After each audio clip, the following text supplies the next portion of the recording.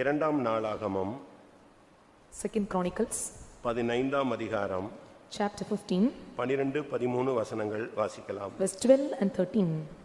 And they entered into a covenant to seek the Lord God of their fathers with all their heart and with all their soul, that whosoever would not seek the Lord God of Israel should be put to death, whether small or great, whether man or women. 14ஆம் வசனமும் சேர்த்து. Verse 14. And they sware unto the Lord with a loud voice and with shouting and with trumpets and with cornets. தங்கள் பிதாக்களின் தேவனாகிய கர்த்தரை தங்கள் முழு இருதயத்தோடும் தங்கள் முழு ஆத்துமாவோடும் தேடுவோம் என்றும் சிறியோர் பெரியோர் ஸ்திரீ புருஷர் எல்லாரிலும் இஸ்ரவேலின் தேவனாகிய கர்த்தரை தேடாதவன் எவனோ அவன் கொலை செய்யப்பட வேண்டும் என்றும் ஒரு உடன்படிக்கை செய்து மகா சத்தத்தோடும் கெம்பீரத்தோடும் பூரிகைகளோடும் எக்காலங்களோடும் கர்த்தருக்கு முன்பாக ஆணையிட்டார்கள். கர்த்தருடைய பரிசுத்த நாமத்துக்கு மகிமை உண்டாவதாக. May God's holy name be glorified. தேவனுடைய ஜனங்கள், ராஜா ஜனங்கள் எல்லாரும் சேர்ந்து இணைந்து ஒரு ஆணையை ஏற்படுத்தி கொண்டார்கள். And people of God came all together and they made a covenant.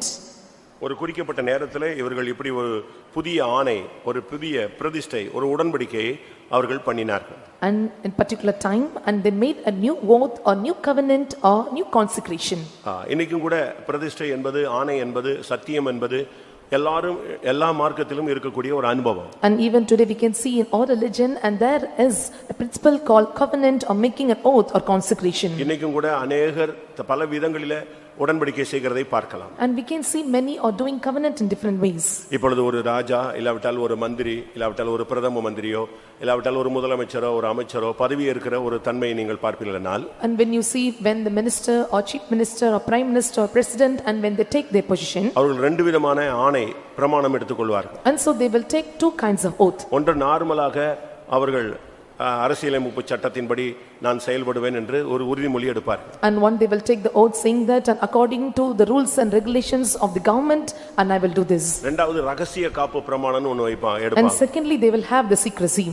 நான் இந்த விஷயத்துல ரொம்ப உண்மையா இருப்பேன் அப்படின்னு ரகசிய காப்பு பிரமாணம். And also and there will be another law of secrecy that I will be faithful in these matters. அது பண்ணிதான் அவங்க அந்த போஸ்டிங்ல போய் உட்காருவாங்க. And doing these two oaths and they can sit in the posting. யாராக இருந்தாலும் எந்த நாட்டிலயும் அது ஒரு முக்கிய பொறுப்பு.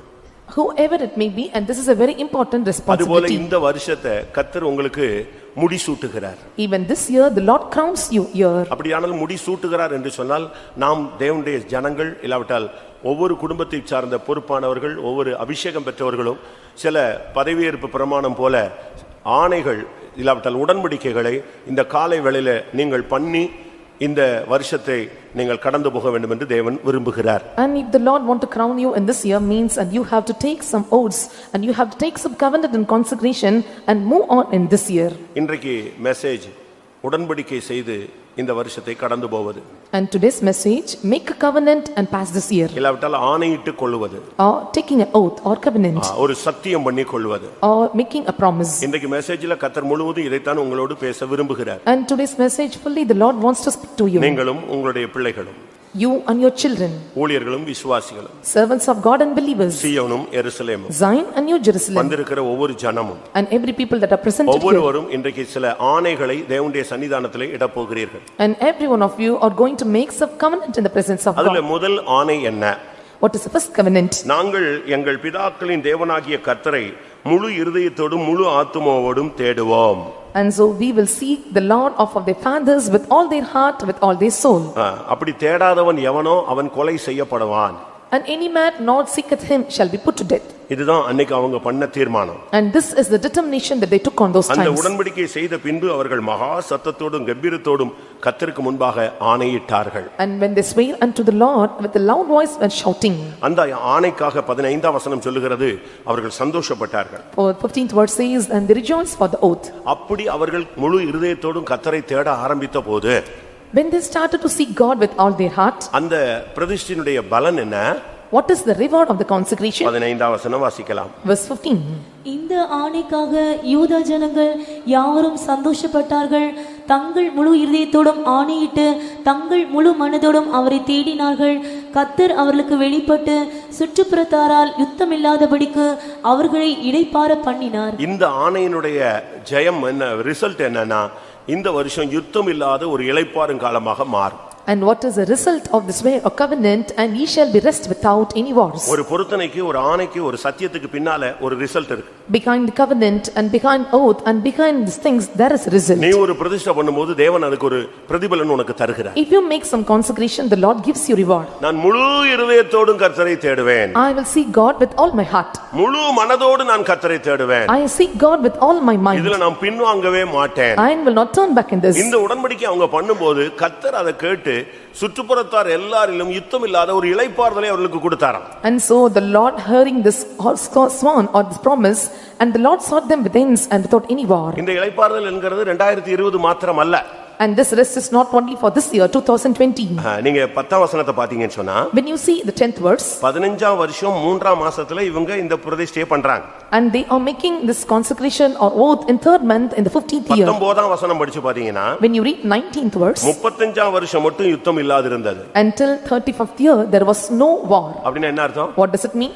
20 வருடம் யுத்தம் இல்லாத ஒரு தன்மை அவர்கள் அனுபவித்தார்கள். In 20 years and they were without wars. வாழ்க்கையில பிரச்சனையே இல்லாம இருக்கணும்னா நீ இப்படி ஒரு பிரதிஷ்டை பண்ணணும். And if you want to have a life without any problems, you must make such covenant. இயேசு கெத்செமனேல என்ன சொல்லி கொடுத்தாரு? And what Jesus taught in the garden of சோதனை Gethsemane, உனக்கு வரக்கூடாதா? and lest temptation should not, சோதனைக்கு உட்படாதபடிக்கு நீ விழித்திருந்து ஜெபம் பண்ணு. and lest he enter into temptation, watch and pray. அப்ப உனக்கு சோதனை வரக்கூடாதுன்னு நீ ஜெபிக்கிற, ஆனா அதுக்காக நீ விழித்திருந்து ஜெபிக்கிற ஒரு பிராக்டீஸ் இருந்துச்சுன்னா சோதனை வராது. ஏன்னா நீ விழித்திருந்து ஜெபிக்கும் பொழுதே அந்த சோதனை அழிக்கப்படுகிறது.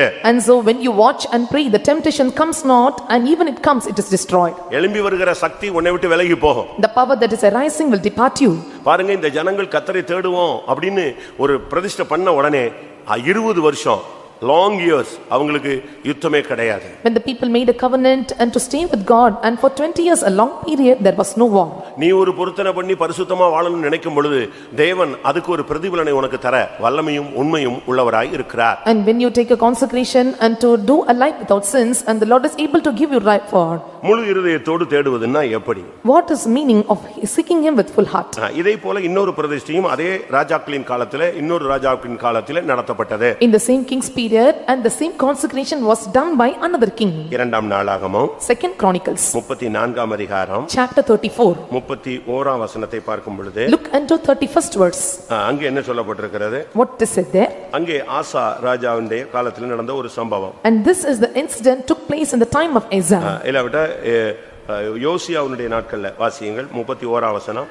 ராஜா தன் ஸ்தானத்திலே நின்று அந்த புஸ்தகத்திலே எழுதியிருக்கிற உடன்படிக்கையின் வார்த்தைகளின்படி தான் செய்வதினாலே கர்த்தரை பின்பற்றி நடப்பேன் என்றும் தன் முழு இருதயத்தோடும் தன் முழு ஆத்துமாவோடும் அவருடைய கற்பனைகளையும் அவருடைய சாட்சிகளையும் அவருடைய கட்டளைகளையும் கைக்கொள்ளுவேன் என்றும் கர்த்தருடைய சந்நிதியில் உடன்படிக்கை பண்ணி எருசலேமிலும் பென்யமீனிலும் காணப்பட்ட யாவரையும் அதற்கு உட்பட பண்ணினான். அந்த உடன்படிக்கைக்கு எல்லாரையும் கம்பல் பண்ணி நீங்க எல்லாரும் இந்த உடன்படிக்கை பண்ணு அப்படின்னு கட்டாயப்படுத்தினான், உட்படுத்தினான். He forced everyone to do this covenant. அப்படியே எருசலேமின் குடிகள் தங்கள் பிதாக்களின் தேவனாகிய அந்த தேவனுடைய உடன்படிக்கையின்படியே செய்தார்கள். இதுதான் சத்தியம். And this is the truth. இதுதான் நமக்கு இன்னைக்கு தேவை. And this is need for us. இது முதலாவது உடன்படிக்கை பண்ணினது ஆசா ராஜா. And first the covenant made by the king Asa. இரண்டாவது உடன்படிக்கை பண்ணுகிறது யோசியா என்கிற ராஜா. And next we can see the next king named Josiah. அவன் சொல்றான், உடன்படிக்கையின் வார்த்தையின்படி செய்வதினாலே நான் கர்த்தரை பின்பற்றி நடப்பேன். And said that according to the covenant which I made, I followed my God. முழு மனதோடு கற்பனைகளை கைக்கொள்வேன். And so I will keep the commandments with all my heart. எருசலேமில் இருக்கிற எல்லாரையும் அதுக்கு உட்பட பண்ணினான். And he caused all that were present in Jerusalem. இந்த வருஷத்துல இந்த சபையில உள்ள சிறியோர் பெரியோர் வாலிபர்கள் எல்லா விசுவாசிகளும் புதிய ஆத்துமாக்கள் உட்பட அனைவரும் இந்த உடன்படிக்கைக்கு ஆணைக்கு நீங்கள் உட்பட வேண்டும். All small and great and youngers and all old age believers, they must come and they must sit in this covenant. அதுதான் உண்மையான ஒரு சத்தியம். And that is the important truth. அதே வசனம் சொல்லுகிறது, The same verse says, அடுத்த வசனம் சொல்லுகிறது, the next verse says, அவர்கள் அனைவரும் கர்த்தரை சேவித்தார்கள். they all serve God. அவர்கள் தேவனை சேவிக்கும்படி செய்தான். And he made him to serve God. 33.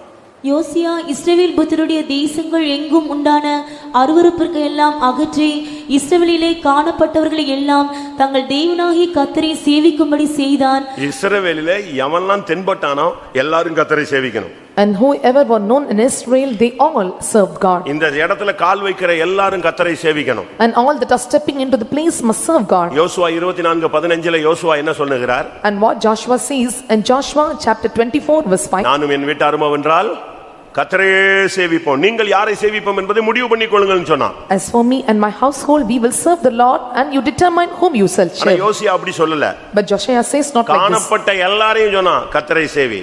And they that are looking unto him is said like that. கர்த்தரை பின்பற்றி நட.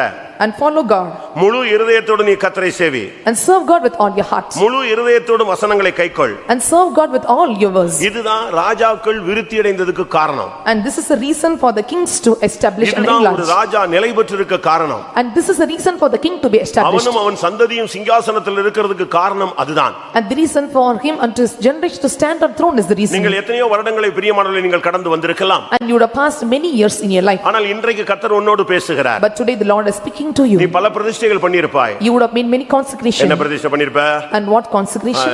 சாகுற வரைக்கும் தசமபாகம் கொடுப்பேன்னு சொல்லிருப்பீங்க. And so till the end I will give tithes. நல்லது, அதெல்லாம் தவறு கிடையாது. That's good, it is not wrong. ஆனா இவைகள் எல்லாவற்றை காட்டிலும் என்னுடைய ஓட்டம் முடிகிற வரை நான் கர்த்தரை மட்டுமே சேவிப்பேன். Apart from all these things, the important thing, till the end of my race I serve God alone. நான் கர்த்தரை முழு இருதயத்தோடும் தேடுவேன். And I will seek God with all my heart. கர்த்தருடைய வசனத்தை பின்பற்றி நடப்பேன். I will follow the words of God. இந்த வருஷம் நீங்க இந்த காலையில ஃபர்ஸ்ட் டைமா நீங்க எல்லாரும் இந்த உடன்படிக்கைக்கு உட்படும்படியாக ஆவியானவர் ஏவுகிறார். In this year, in this morning time, the Spirit of God is urging you that you must come under this consecration. இந்த வருஷத்துல நீங்க சரியான ஒரு முடிவு எடுக்க வேண்டிய ஒரு time. And this is the right time for you to take a right decision in this year. இந்த மெசேஜ் உங்களுக்கு கொடுக்கப்படும். அது நியூ இயர் மெசேஜ் விட்டுருங்க.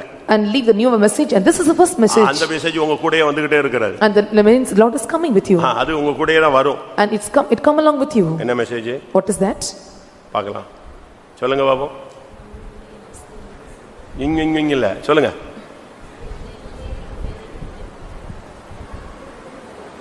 எவ்வளவு அருமையான வார்த்தை. அது அவன் பிடிச்சிட்டு தொங்கிக்கிட்டு இருக்கிறான். உன் பேரை பெருமை யாரு பெருமைப்படுத்துவா? நீங்களே வாசல்ல போட்டு உன் பேரை எழுதி வச்சுக்கிறதா பெரிய போர்டு போட்டு? அப்படியா? யார் பெருமைப்படுத்துவா?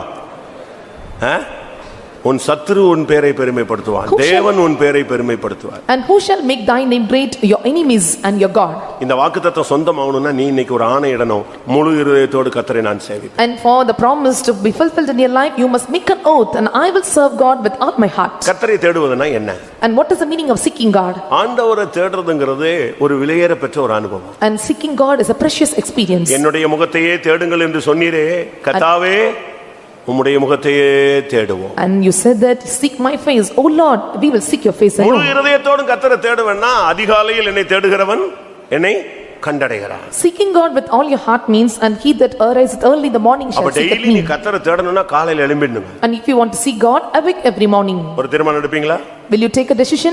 எனக்கு என்னன்னா சத்தியம் வாங்கிட்டு திருப்பி நீங்க சத்தியத்தை நிறைவேற்றலனா அது குற்றவாளி ஆயிடுவீங்களோன்னு ஒரு பயம். And I have a fear that after taking this oath, if you fulfill it not, and you may become an accuser. இப்போ ஒரு காரியத்தை கேக்குறேன், நீங்க அதுல போய் சொல்றீங்க, ஏற்கனவே ஒரு தப்பு பண்ணிட்டீங்க, இப்போ நான் கேட்ட உடனே என்ன செய்றீங்க?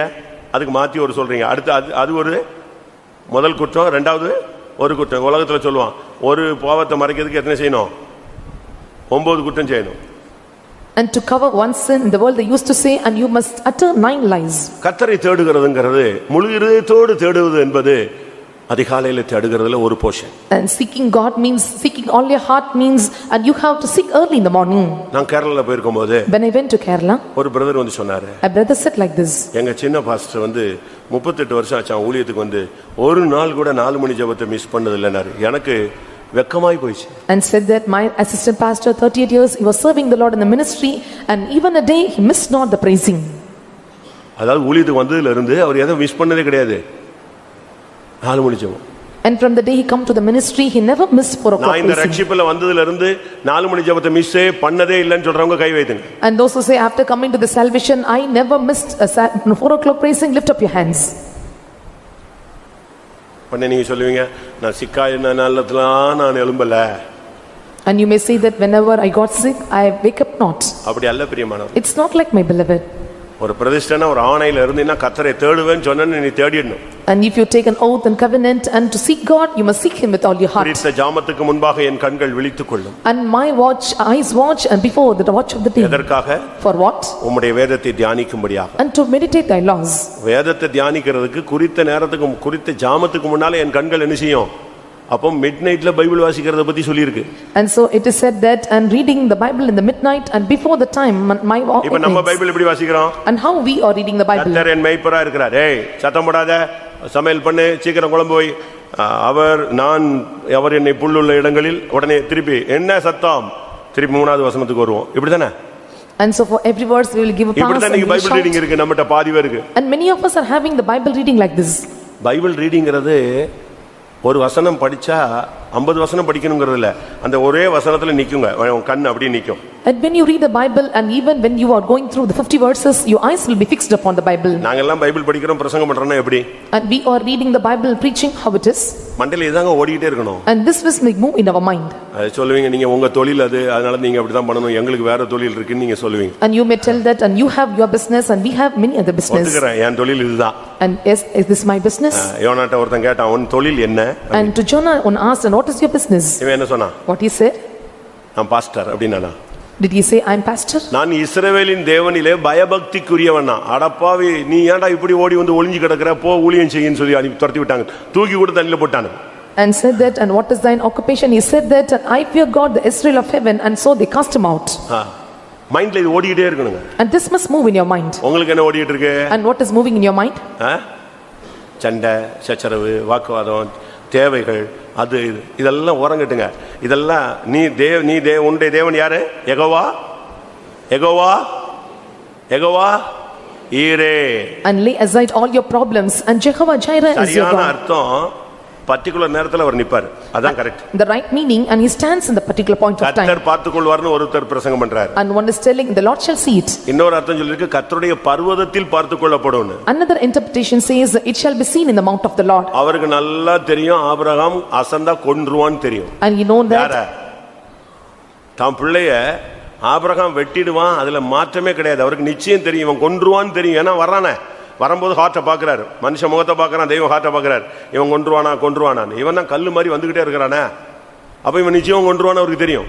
And so man looks into the face and the Lord looks into the heart, and he surely knows, and if he becomes slack, and he may slay his son. பலவேற்காட்டில் இருக்கும்போது அங்க மீனவர்கள் ஜாஸ்தி. And when I was at Palavirkad, there were many fishermen. ஒரு விசுவாசித்தை கேட்டேன். I asked a believer. அவங்களுக்கு படிப்பறிவு ரொம்ப கம்மி. And so they were illiterate. ஏப்பா, இப்ப ஆபிரகாம்ட்ட பையனை கொல்லணும்னு சொன்னாரு, திடீர்னு உன்கிட்ட வந்து சொல்லிட்டாரு உன் பிள்ளையை கொல்லணும்னு சொல்லிட்டாரு, என்னடா பண்ணுவேன்னு கேட்டேன். And so the Lord said unto Abraham to slay the son, and the Lord asked unto you, what will you do? என்ன பிரதர் இப்படி சொல்லிட்ட, அவர் சொன்னா கொன்ற வேண்டியதான் அப்படினா. And what brother was ஆபிரகாமுடைய சந்ததி. And what brother you are saying, if he says I must obey, and he is the seed of Abraham. எவ்வளவு ஸ்ட்ராங்கா இருக்கான் பாருங்க. And see how stronger they are coming. அதனால தான் தேவன் அதுக்கு முன்னாலேயே ஒரு ஆட்டுக்குட்டி அங்க முள்ளுல சிக்க வச்சிட்டு வெயிட்டிங்ல இருக்காருங்க. And so the Lord made the lamb to stay in the thorns, and he wait in waiting. நீ கர்த்தரை எவ்வளவு தேடுகிறாய்? And how far you are seeking God? இந்த வருஷத்துல நான் கர்த்தரை தேடுவேன் அப்படிங்கறதுல முதல் பகுதி 4 o'clock pricing. சரியா சொன்னா 3:45. இன்னும் சரியா சொன்னா 4ஆம் ஜாமம், இயேசு தண்ணீரில் நடந்து வந்த நேரம். And seeking God in this year with all your heart means you must seek early in the morning 4 o'clock, and to stay so sharply at 3:45 or 4th watch. The Lord moves on the water. நேரத்துல நீ தேவனை தேடணும். And right time you must seek God.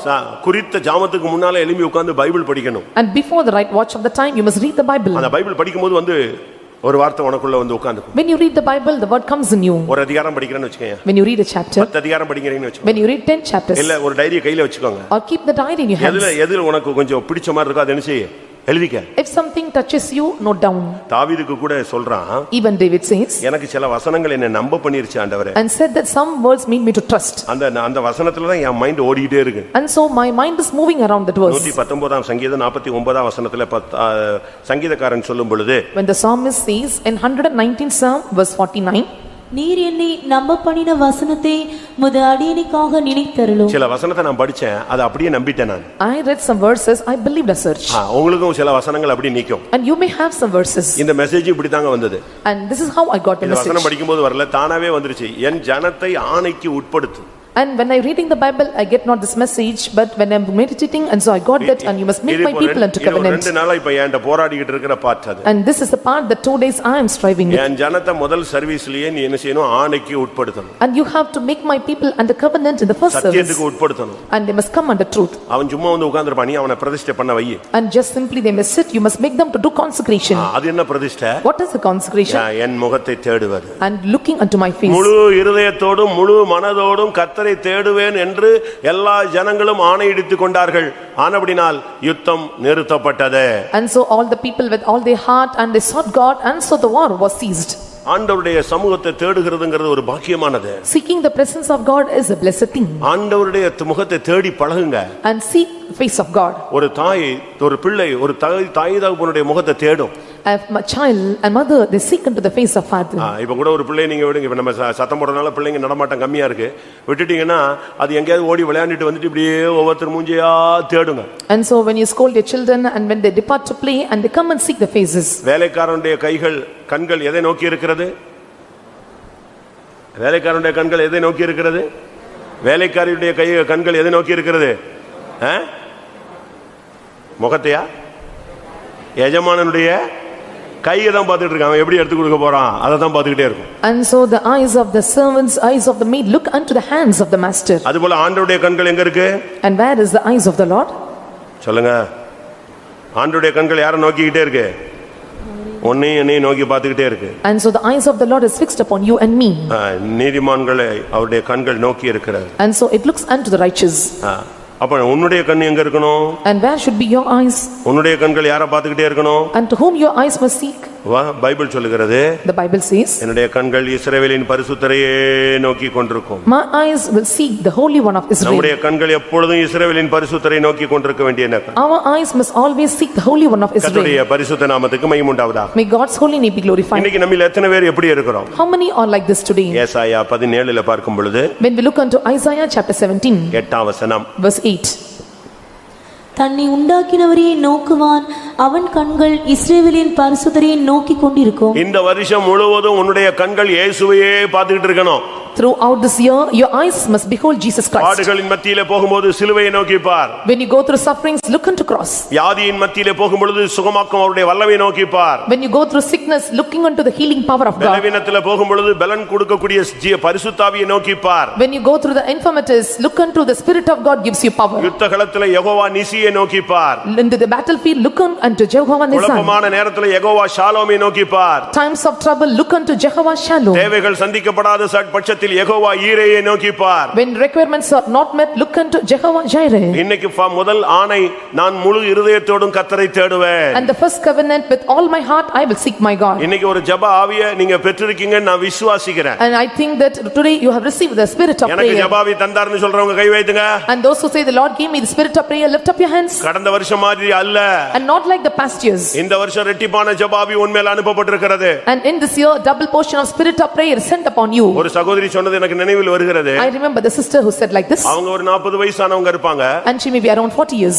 நல்ல குண்டா தான் இருப்பாங்க. and she will be fat. ஆனா ஒரு நாள் ஆண்டவர் சொன்னார், இன்னைக்கு நைட் நீ என் கூட ஜெபிக்கணும். and one day the Lord said, and you must pray with me today night. ஆனா எப்பவும் தூங்குற டயத்தை விட அன்னைக்கு அதிக முன்னாலேயே பிசாசு தூக்கத்தை கொடுத்து படுக்க வச்சிட்டான். and so she used to sleep at the time before time, he gave sleep to them. நைட்ல ஒரு 12 மணி கிட்ட திடீர்னு ஆண்டவர் வந்தாராம். at 12 o'clock at night the Lord came near her. எழுப்புனாராம். and he woke up. இவங்க சுருண்டு படுத்துக்கிட்டாங்க. and she crouched ஒரு herself. குழந்தையை தூக்கி நம்ம ஜெபத்துல உட்காரலன்னா தூக்கி உட்கார வைப்போமே, அதே மாதிரி இவங்களை அப்படியே தூக்கி உட்கார வச்சிட்டு, நான் பாயிண்ட் சொல்றேன், நீ ஜெபம் பண்ணுனா. and how he makes a child to sit in the prayer, likewise the Lord lifted up her and made her to sit in prayer and say the prayer points. இவங்களுக்கு அவர முகத்தை ஏறெடுக்க சக்தி இல்ல. and not having a power to look into face. But சத்தம் மட்டும் கேக்குது. and he could hear the voice. உடனே இவங்க ஆவியில நின்னு ஜெபிக்க ஆரம்பிச்சாங்க. and they started to pray. ரெண்டு பேரும் பயங்கரமான ஜெபம். and right prayer between them. ஜெபம் முடிக்கும் பொழுது 4:45. at the end of the prayer it was 3:04. ஆமென் போட்டு அவர் போயிட்டார். and 4:45 the prayer was closed. He said amen. ஜெபத்தில் தேவனை தேடுவது. and this is what you pray and you seek God in நீ prayer. ஜெபிக்க ஆரம்பிச்ச உடனே ஆவியானவர் வாக்கு கடங்காத பெருமூச்சுகளோடு உனக்குள்ள இருந்து என்ன செய்யணும்?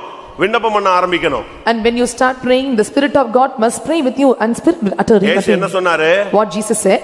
என்னோடு கூட 1 மணி நேரம் விழித்திருக்க கூடாதா? And can't you watch with me 1 hour? இந்த வருஷம் ஃபர்ஸ்ட் நீ முழு இதயத்தோடு தேவனை தேடுறதுக்கு ஒரு ஆணைக்குள்ளே வருகிறாய். And so in this year and you are coming to oath or consecration to seek God first. இரண்டாவது, Secondly, நியாயாதிபதிகள் 21ஆம் அதிகாரம் 5ஆம் வசனம். Judges chapter 21 verse 5. நியாயாதிபதிகள் 5ஆம் வசனம். And 21:5 of Judges. கர்த்தருடைய சந்நிதியில் மிஸ்பாவுக்கு வராதவன் நிச்சயமாய் கொலை செய்யப்பட கடவன் என்று அவர்கள் பெரிய ஆணையிட்டிருந்தபடியால் இஸ்ரவேல் புத்திரர் கர்த்தருடைய சந்நிதியில் சபை கூடின போது இஸ்ரவேலுடைய எல்லா கோத்திரங்களிலும் இருந்து வராதே போனவர்கள் யார் என்று விசாரித்தார்கள். கர்த்தருடைய சந்நிதியிலே மிஸ்பாவுக்கு வராதவன் கொலை செய்யப்பட கடவன். And he did not come to the presence of God, that he be killed.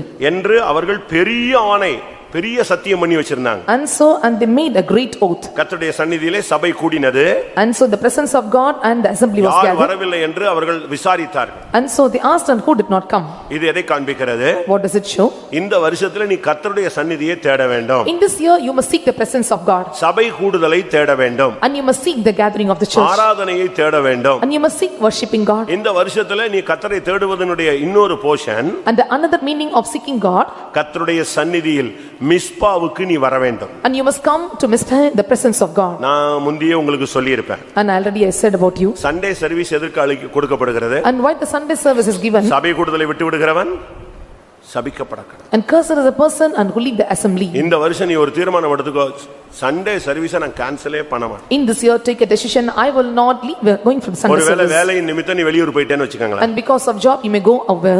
அப்படி போனா நீ அங்க ஒரு சர்வீஸ்ல அட்டெண்ட் பண்ணணும். When you go there you must attend the service. அதை விடக்கூடாது. You should not leave it. எங்க போனாலும் நீ சர்வீஸ்ல உட்காரணும். Wherever you go you must sit in the service. அதுதான் சாபத்துல இருந்து தப்பிக்கிறதுக்கு விசுவாசிக்கு ஒரு வழி. And that is the place or a route for the way into believers. வாரம் கர்த்தர் உன்கிட்ட பேசுறது அது ஒரு ரூட் அது. And there is a route for the Lord to speak to you every week. Bible study. Bible studies. கட்டாயம் நீ Bible ஸ்டடிக்கு வரணும். And compulsorily you must take part. ஏன் பைபிள் ஸ்டடிக்கு வரணும்? Why you are coming? சத்தியத்தை அறிவீர்கள், சத்தியம் உங்களை விடுதலையாக்கும். Ye shall know the truth and the truth shall deliver thee. லைஃப்ல உனக்கு விடுதலையின் ஜீவியம் வேணும், பரிசுத்தம் வேணும், தெய்வீகம் வேணும்னா சத்தியத்தை நீ அறியறதுக்கு பைபிள் ஸ்டடிக்கு வரணும். And to come to know the truths in your life you must come and attend the Bible studies. ஏன் காத்திருப்பதுக்கு வரணும்? Why you must attend tarrying meeting? கர்த்தருடைய ஆவி எங்கே உண்டோ அங்கே ஊங்காதீங்க. காத்திருப்பதுக்கு வந்தாதானே சத்தமா வரும். கர்த்தருடைய ஆவி எங்கே உண்டோ அங்கே விடுதலை உண்டு. உனக்கு இருக்கிற பிசாசின் போராட்டங்களை அடிக்கிறதுக்கு இது ஆவிக்குரிய யுத்தங்களை நீ ஜெயிக்கிறதுக்கு காத்திருப்பதுக்கு வந்து உட்கார். When the spirit of the Lord is there is liberty, and so to overcome all your spiritual wars you must attend the tarrying meetings. ஏன் ரெண்டு ஃபாஸ்டிங் பிரேயர் வைக்கிறோம்? Why we are conducting 2 fasting prayers? Why? இந்த ஜாதி பிசாசு உபவாசத்தினாலும் ஜெபத்தினாலும் அன்றி போகாது. உன் புருஷனோடு, உன் மனைவியோடு, உன் பிள்ளைகளோடு, உன் தொழிலோடு, உன் ஊழியத்தோடு, உன் சரீரத்தோடு, உன் மனதோடு, உன் சந்ததியோடு போராடுகிற பிசாசை அழிக்கணும்னா நீ எங்க வந்து உட்காரணும்? உபவாசத்துல உட்காரணும். And so to deliver you or children, your husband, from all members of the family and with all kinds of division, you must come and attend the fasting prayers. இரவு ஜெபம், Night prayers. 1 மணி சோதனைக்கு உட்படாதபடி தேவனோடு விழித்திருக்கிற 1 மணி நேரம். And lest you enter into temptation, you must watch and pray with God 1 hour. சும்மா ஒண்ணு நம்முடைய ஜெபங்கள்லாம் வைக்கிறது இல்ல. And not simply placing in the prayer. எல்லாத்துக்கு பின்னால ஒரு கான்செப்ட் இருக்கு. And behind everything there is a concept. 4 மணி ஜெபம் எதுக்கு? Why the 4 o'clock praise? ஆண்டவரை தேடு, புதிய கிருபையை வாங்கிக்க. To seek God and receive new graces. இரவு 10 மணி ஜெபம் எதுக்கு? Why 10 o'clock praise? ஏன் குடும்ப ஜெபம்? Why? இன்னைக்கு தேவன் உனக்கு செய்த நன்மைகளுக்கு நன்றி செலுத்த முடியாது. And to give thanks for all the benefits the Lord done in that day. ஏன் ஏரியா பிரேயர் நடத்துறோம்? Why we are conducting area prayers? அந்த வீட்டுக்குள்ள ஜெபிக்கும் பொழுது அந்த வீட்ல ஒரு அபிஷேகம் இறங்கும், அந்த வீட்ல இருக்கிற சாபம் போகும். When you pray in the house and all the curses departs and anointing comes. கொர்நேலியின் வீட்ல அபிஷேகம் இறங்கினது. In the house of Cornelius anointing came. ஆதியில இறங்கினது போல இறங்கினது. And how it came in the former days, it came on his house. இதுக்கு தான் area பிரேயருக்கு போ, area prayer நடத்துன்னு சொல்றோம். And this is what we are asking you to go and attend the area prayers. Communion எடுன்னு சொல்றோம். And why is need of the communion? மேல இருக்கிற பிசாசு போராட்டம், வியாதி எல்லாம் போய், பாவம் போய், நித்திய ஜீவனுக்கு நீ பங்காளியாய் மாறணும். என் மாம்சத்தை புசித்து என் ரத்தத்தை பானம் பண்ணுகிறவனுக்கு என்ன உண்டு? நித்திய ஜீவன் உண்டு. அவனைத்தான் நான் கடைசி நாளில் என்ன செய்வேன்? எழுப்புவேன். And all the possession of the demons must flee away when you take part of the communion service. And he that taketh my bread and wine and will take part in eternal life, and I will arise him at the last days. Bible படின்னு சொல்றோம். I am asking you to read the Bible. Bible படிக்கணும். And what you need to read? உம்முடைய வேதத்தை நேசிப்பவனுக்கு என்ன உண்டு? மிகுந்த சமாதானம் உண்டு, அவனுக்கு இடரலே கிடையாது. And great peace for them that love the Lord, there is no stumbling. Disturbance இல்லாம ஒரு லைஃப் நீ என்ஜாய் பண்ணனும், ரன் பண்ணனும்னு ஆசைப்பட்டேனா பைபிளை படி. To enjoy the life without any disturbance, read the Bible. வேதமே என் மனமகிழ்ச்சி, And the law is my delight. வேதமே என் ஆறுதல், And the law is my comfort. பகலும் வேதத்திலே தியானமா இருந்து அவருடைய வசனத்தை கைக்கொள்ளும் பொழுது உன்னை எவ்வளவு மகிமையாக தெய்வம் மாற்றுவார். When you meditate the law of God day and night and follow his counsels, and how glorious the Lord shall change you. இங்கே கர்த்தருடைய சந்நிதி மிஸ்பா என்று அழைக்கப்பட்டது. And here the presence of God is called as Mizpah. கர்த்தருடைய சந்நிதியில் மிஸ்பாவுக்கு வராதவன் எவனோ? And he that cometh not to the presence of God, Mizpah. மிஸ்பாங்கிறது காவல் கோபுரம். மிஸ்பாவை நீ மிஸ் பண்ண கூடாது. அப்படினா மிஸ்பான்னு சில பொண்ணுங்க கூட பேர் வச்சுட்டாங்க. Mizpah means watchtower. நான் மிஸ்பாவை மிஸ் பண்ணாதேன்னா உடனே அதை தப்பா எடுத்துறாதீங்க, ஏதாவது குழம்பிரும் பொல்லாதாவி. And Mizpah means watchtower. Don't take in a different way and you may be confused. கர்த்தருடைய சந்நிதியை நீ மிஸ் பண்ண கூடாது. Don't leave missing the presence of God. தேவ சமூகம் அது காவல் கோபுரம். Presence of God is watchtower. மிஸ்பான்னா என்ன அர்த்தம்? காவல் கோபுரம், ஜெப கோபுரம். And Mizpah means prayer tower or watchtower. உன்னுடைய பிரச்சனை என்ன, நீ கர்த்தருடைய சந்நிதிக்கு போ. Place your problems and the presence of God. நீங்க வந்து என்னைய பார்த்து ஜெபிக்கணும்னு கூட நீங்க எதிர்பார்க்காதீங்க. And don't expect that you must pray unto someone. கர்த்தருடைய உனக்கு பிரச்சனையா, இங்க வந்து இந்த கூட சும்மா தான் இருக்கும், வந்து நீ ஒரு தூணை பிடிச்சுக்கோ, முழங்கால்ல நில்லு. Any problem, come to the presence of God, hold on any pillar tightly and call unto him. நியாயாதிபதிகள் 11:11 பார்க்கும் பொழுது, When we look unto 11:11 of Judges, அங்கே யெப்தா தனக்கு யுத்தகளத்துல ஒரு யுத்த சூழ்நிலை வந்தபோது, and when there was a war to Jephthah, அப்பொழுது யெப்தா கீலேயாத்தின் மூப்பரோடே கூட போனான். ஜனங்கள் அவனை தங்கள் மேல் தலைவனும் 11 அதானா வாசி. அப்பொழுது யெப்தா கீலேயாத்தின் மூப்பரோடே கூட போனான். ஜனங்கள் அவனை தங்கள் மேல் தலைவனும் சேனாபதியுமாக வைத்தார்கள்.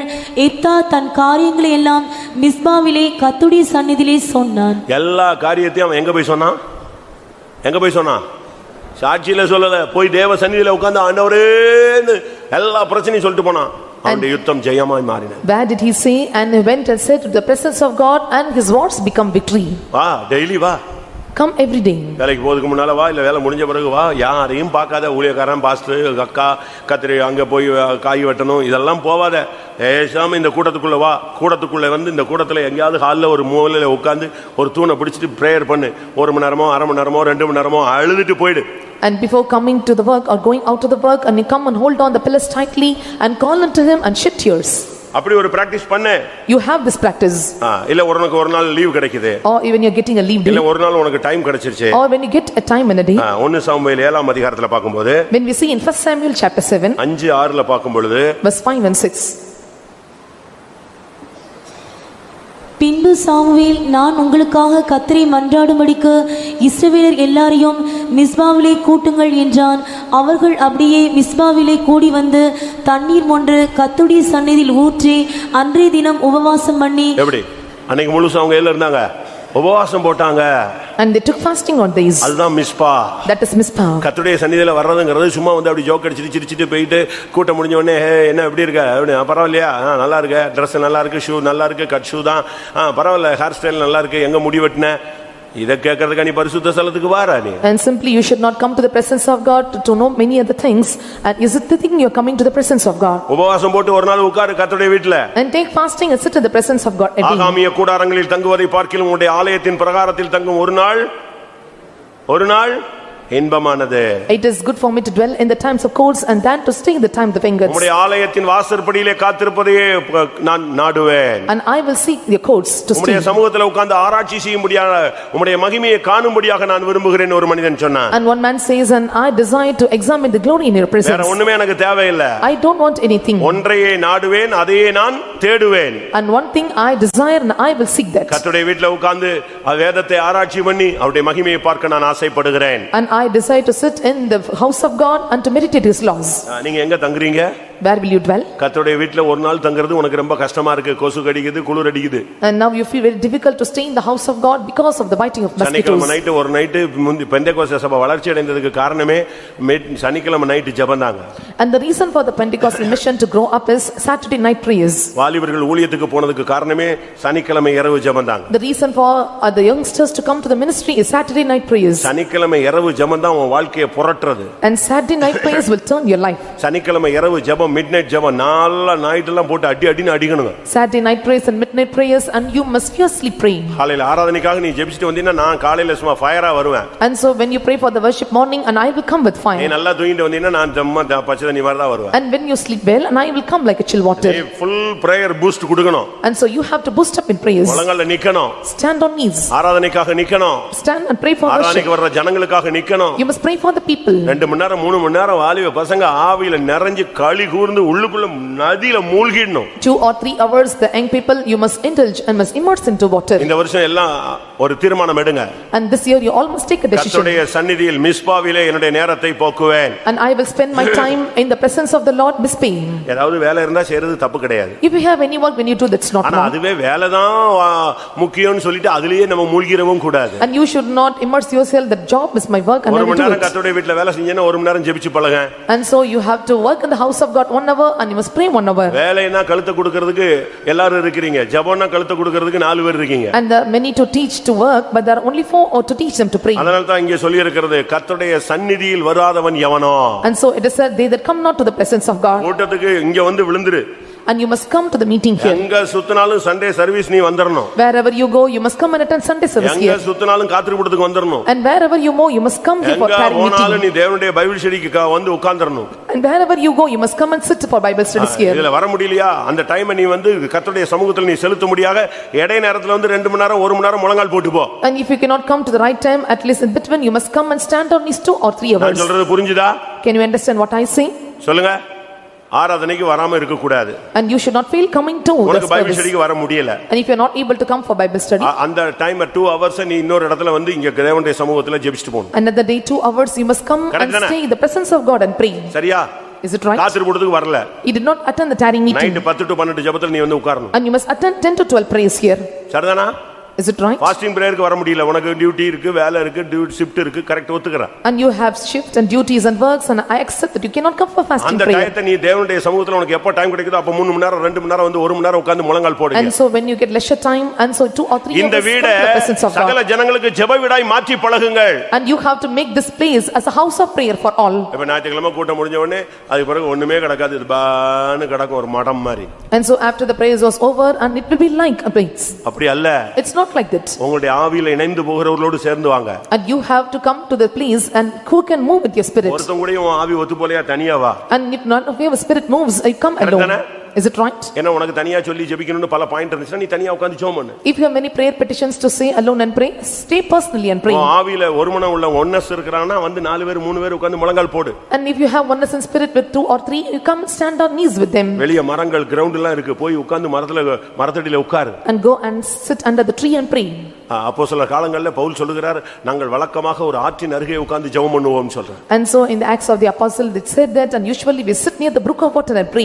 அங்கதான் லீதியால் ரத்தாம்பர வியாபாரி சந்திக்கப்படுகிறார். And there the Lydia and the seller of purple was visited. அப்படி ஒரு ஜெப வீடாக இந்த இடத்தை நீங்க இந்த வருஷத்துல மாற்றணும். ஆணையிட்டுக் கொள்ளுங்கள். And you have to make a oath, you must place a prayer life like this. ஆண்டவருடைய சமூகத்தை தேடுவேன்னு ஒரு திரும்ப பிரதிஷ்டை பண்ணுங்க. Make a consecration, I seek the presence of God. ஆண்டவருடைய சமூகத்துல வந்து விழுவேன்னு சொல்லுங்க. And say I will fall into his presence. ஒரு பிரதிஷ்டை என்ன? What is the first முழு consecration? இதயத்தோடும் கர்த்தரை தேடுவேன். With all my heart I will seek him. முழு மனதோடு அவருடைய வசனத்தை கைக்கொள்ளுவேன். I will follow his words with all my mind. ஆண்டவரை மட்டுமே நேசிப்பேன். I will love the Lord alone. இது ஒரு பகுதி. And this is one part. இரண்டாவது கர்த்தருடைய சந்நிதிக்கு வருவது. Second, coming to his presence. ஒரு இடத்துல பார்த்தேன். I saw in one place. ஒரு ஃபேமிலி கோயிலுக்கு போறது இல்ல. And one family goes not to the temple. நான் அவங்ககிட்ட கேட்டேன். I asked them. ஏன் நீங்க கோயிலுக்கு போறது இல்ல? And why you are not attending the temple? ஏன் கோயிலுக்கு தான் போணுமா? அப்படி எங்க இருக்கு? And he asked, should we go to the temple? What is how it is சரி நீ written? வீட்ல இருக்கறியா? அது எப்படி எங்க இருக்குன்னு கேட்டேன். And so I asked, and where it is said that you must stay in house? டக்குனு ஒரு வசனம் சொல்றான்.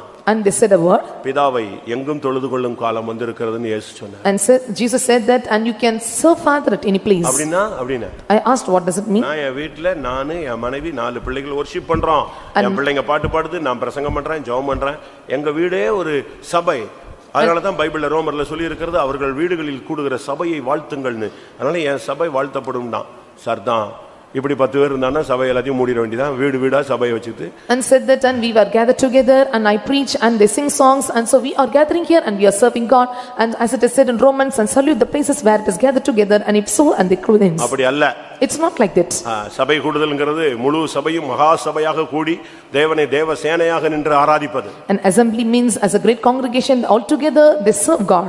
முதல் ஆணை முழு இருதயத்தோடும் கர்த்தரை தேடுவேன். And the first oath, and I will serve God with all my heart. இரண்டாவது ஆணை, Second oath, நான் கர்த்தருடைய சந்நிதிக்கு ஒழுங்காக வருவேன். I will go regular to the presence of God. மூன்றாவது ஆணை, Third oath, எஸ்ரா 10ஆம் அதிகாரம் Ezra chapter 10. 2 லிருந்து 5 வரைக்கும் நீங்க படிச்சீங்கன்னா, When you read from verses 2 to 5, அந்நிய ஸ்திரீகளை நாங்கள் அகற்றுவோம் and so we depart or lay aside the strange என்று women, அவர்கள் தங்களுக்குள் ஆணையிட்டுக் கொண்டார்கள். and they made oath unto us. அந்த சப்ஜெக்ட் நீங்க ஒரு டிஃபரண்டான subject, That subject is different but அது subject, அவங்க நல்ல தீவிரமாக முடிவெடுத்தாங்க. but they were attempt friends. வாசியுங்கள் 2ஆம் வசனம். அப்பொழுது ஏலாமின் புத்திரரில் ஒருவனாகிய எகியேலின் குமாரன் செக்கனியா எஸ்ராவை நோக்கி, நாங்கள் தேசத்து ஜனங்களிலுள்ள அந்நிய ஸ்திரீகளை சேர்த்து கொண்டதினால் எங்கள் தேவனுக்கு விரோதமாக பாவம் செய்தோம். ஆகிலும் இப்பொழுது இந்த காரியத்திலே இன்னும் இஸ்ரவேலுக்காக நம்பிக்கை உண்டு. இவங்க எல்லாரும் அடுத்த வசனத்துல எல்லாரும் உடன்படிக்கை பண்ணுகிறார். In the next verse they all made a covenant, நாம் அவர்களை அகற்றி போடுவோம் and we shall put them away, என்று உடன்படிக்கை பண்ண கடவோம். and let us make such a covenant. 5ஆம் வசனத்துல Fifth verse, இஸ்ரவேல் அனைவரும் all Israelites பிரதானமானவர்களும் and all people ஆசாரியர் லேவியர்களும் and all chief priests and Levites, இந்த வார்த்தையின்படி செய்யும்படிக்கு அவர்களை ஆணையிடச் சொன்னான். and to swear that they should do according to this word, அவர்கள் ஆணையிட்டார்கள். and they swear. இதுதான் லைஃப் சம்பந்தப்பட்ட பிரதிஷ்டை. And this is the consecration concerning life. கடந்த வருஷத்துல இருக்கிற எல்லா பாவத்தையும் நீங்க மூட்டை கட்டி ஓரம் கட்டிடணும். அத இந்த வருஷமும் இழுத்துக்கிட்டே போக கூடாது. And you must lay aside all the sins that you done in the past years, and you should not drag in this year. இந்த ரோட்ல எல்லாம் பைத்தியக்காரங்கள மனநிலை பாதிக்கப்பட்டவங்கள பாத்திருப்பீங்க. And they that are affected mentally you have seen in the road moving as a mad, கிழிஞ்ச Dress போட்டுருப்பாங்க. and they have the torn garments, அழுக்கான 7-8 Dress தூக்கி போட்டுருப்பான். and so they will wear at least 7 or 8 filthy garments. அப்படிதானே? Is it right? சரிதானா? இருக்கிற குப்பையெல்லாம் மூட்டை மூட்டையா கட்டி தூங்க வச்சிருப்பான். And they will take all at the dust in the bags. அதுதான் அவனுக்கு வருஷ துவக்கம் கிடையாது, முடிவும் கிடையாது. There is no beginning or end for his year for him, அந்த குப்பையை தூக்கிட்டே சுத்துவாங்க. and he will take the dust and go around. அதுபோல Likewise, கடந்த வருஷத்துல இருக்கிற குப்பையும் கடந்த வருஷத்துல இருக்கிற பாவ வாழ்க்கையும் மாம்சீகமான அருவருப்புகளையும் நீங்க இந்த வருஷத்துலயும் தூக்கிட்டு வந்துறாதீங்க. and please don't take all your carnal affections and filthy things and all the sins that you done in the past years. அந்நிய ஸ்திரீகளை அகற்றுவோம், And you shall put away the strange wives, அவர்களுக்கு பிறந்த பிள்ளைகளையும் அகற்றுவோம். and also we will put away they that are born unto இப்படி ஒரு them. ஆணை அவர்கள் எடுத்துக்கொண்டார்கள். And they took such a covenant. யாருக்காவது பழைய வருஷத்துல தவறான உறவு தொடர்பு பழக்க வழக்கங்கள் தேவனுக்கு விரோதமான செயல்கள் இல்லாவிட்டா பழைய மனுஷனுடைய ஏதாவது ஒரு பிராக்டிஸ் இருந்துச்சுன்னா, If any one of you had an illegal relationship or wrong relationship or any other practice that is pertaining not unto God, இன்னைக்கு இந்த வருஷத்துல அதை நான் செய்ய மாட்டேன்னு ஒரு ஆணை நீங்கள் எடுக்கணும். and you must make a covenant that I will not do this in the year. ஆபிரகாமை கர்த்தர் திடீரென்று இப்படி ஒரு ஆணைக்குள்ளே கொண்டு வந்தார். And the Lord made the Abraham to this way once. ஒரு நாள் சாராள் அவனை பார்த்து சொன்னார், And one day Sarah said unto him, இவன் என் பிள்ளையோடு சுதந்திரவாளியாய் இருப்பது இல்ல, and so he will not be an inheritors for my child, இவன் வேண்டான்னு சொல்றான். and said, I don't want him. ஆதியாகமம் 21:11 பார்த்தபோது When we look into 21:11 of Genesis, தன் மகனை குறித்து சொல்லப்பட்ட வார்த்தை அவனுக்கு மிகவும் துக்கமாக இருந்தது. and so he was grieved about the word said about his son, அது ரொம்ப விசனமா இருந்தது. and it vexed her heart. ஆனா கர்த்தர் சொன்னாரு, But the Lord said, நீ காலையில ஆகார வீட்ல வைக்க கூடாது, and you should not place Hagar in your house in the morning, இஸ்மவேலை வீட்ல வைக்க கூடாது, and you should not keep Ismail in your house. அதிகாலையில அவங்க ரெண்டு பேரையும் நீ வெளிய அனுப்பணும். Early in the morning you must send them out, இந்த விஷயத்துல நான் தீவிரமா இருக்கிறேன்ட்டாரு. and said that I am a speed in this matter. காலையில எழும்பின உடனே Early in the morning, அவன் செட்டில்மெண்ட் கூட பண்ணலங்க. and he did not make a settlement, அப்பத்தையும் ஒரு துருத்தி தண்ணீரையும் கொடுத்து நீ வெளிய போயிடுட்டான். and so gave a bread and 1 cruse of water and இன்னைக்கு sent நீங்க them எல்லாரும் ஒரு out. தீர்மானம் எடுங்க, பழைய மனுஷனை இன்னையோட ஒருவேளை 4 நாள் 3 நாள் உங்களை ஃபாலோ பண்ணி இருந்துச்சுன்னா எல்லா தவறான தொடர்பு எல்லாம் துண்டிச்சிருங்க. And today you must take a decision and determination, and you must disconnect all the illegal relationship and even miss follow last for year 5 உங்க மேல days. பல கெட்ட பெயர்கள் இருந்திருக்கலாம். And you better have bad name in the last year. அந்த வீட்டுக்கு போனா இந்த வீட்டுக்கு போனா அவட்ட பேசினா இவட்ட பேசினா அவளை வண்டியில ஏத்தனா இவளை வண்டியில ஏத்தனா, இந்த கதை இயேசுவின் நாமத்துல இந்த வருஷம் வரக்கூடாது.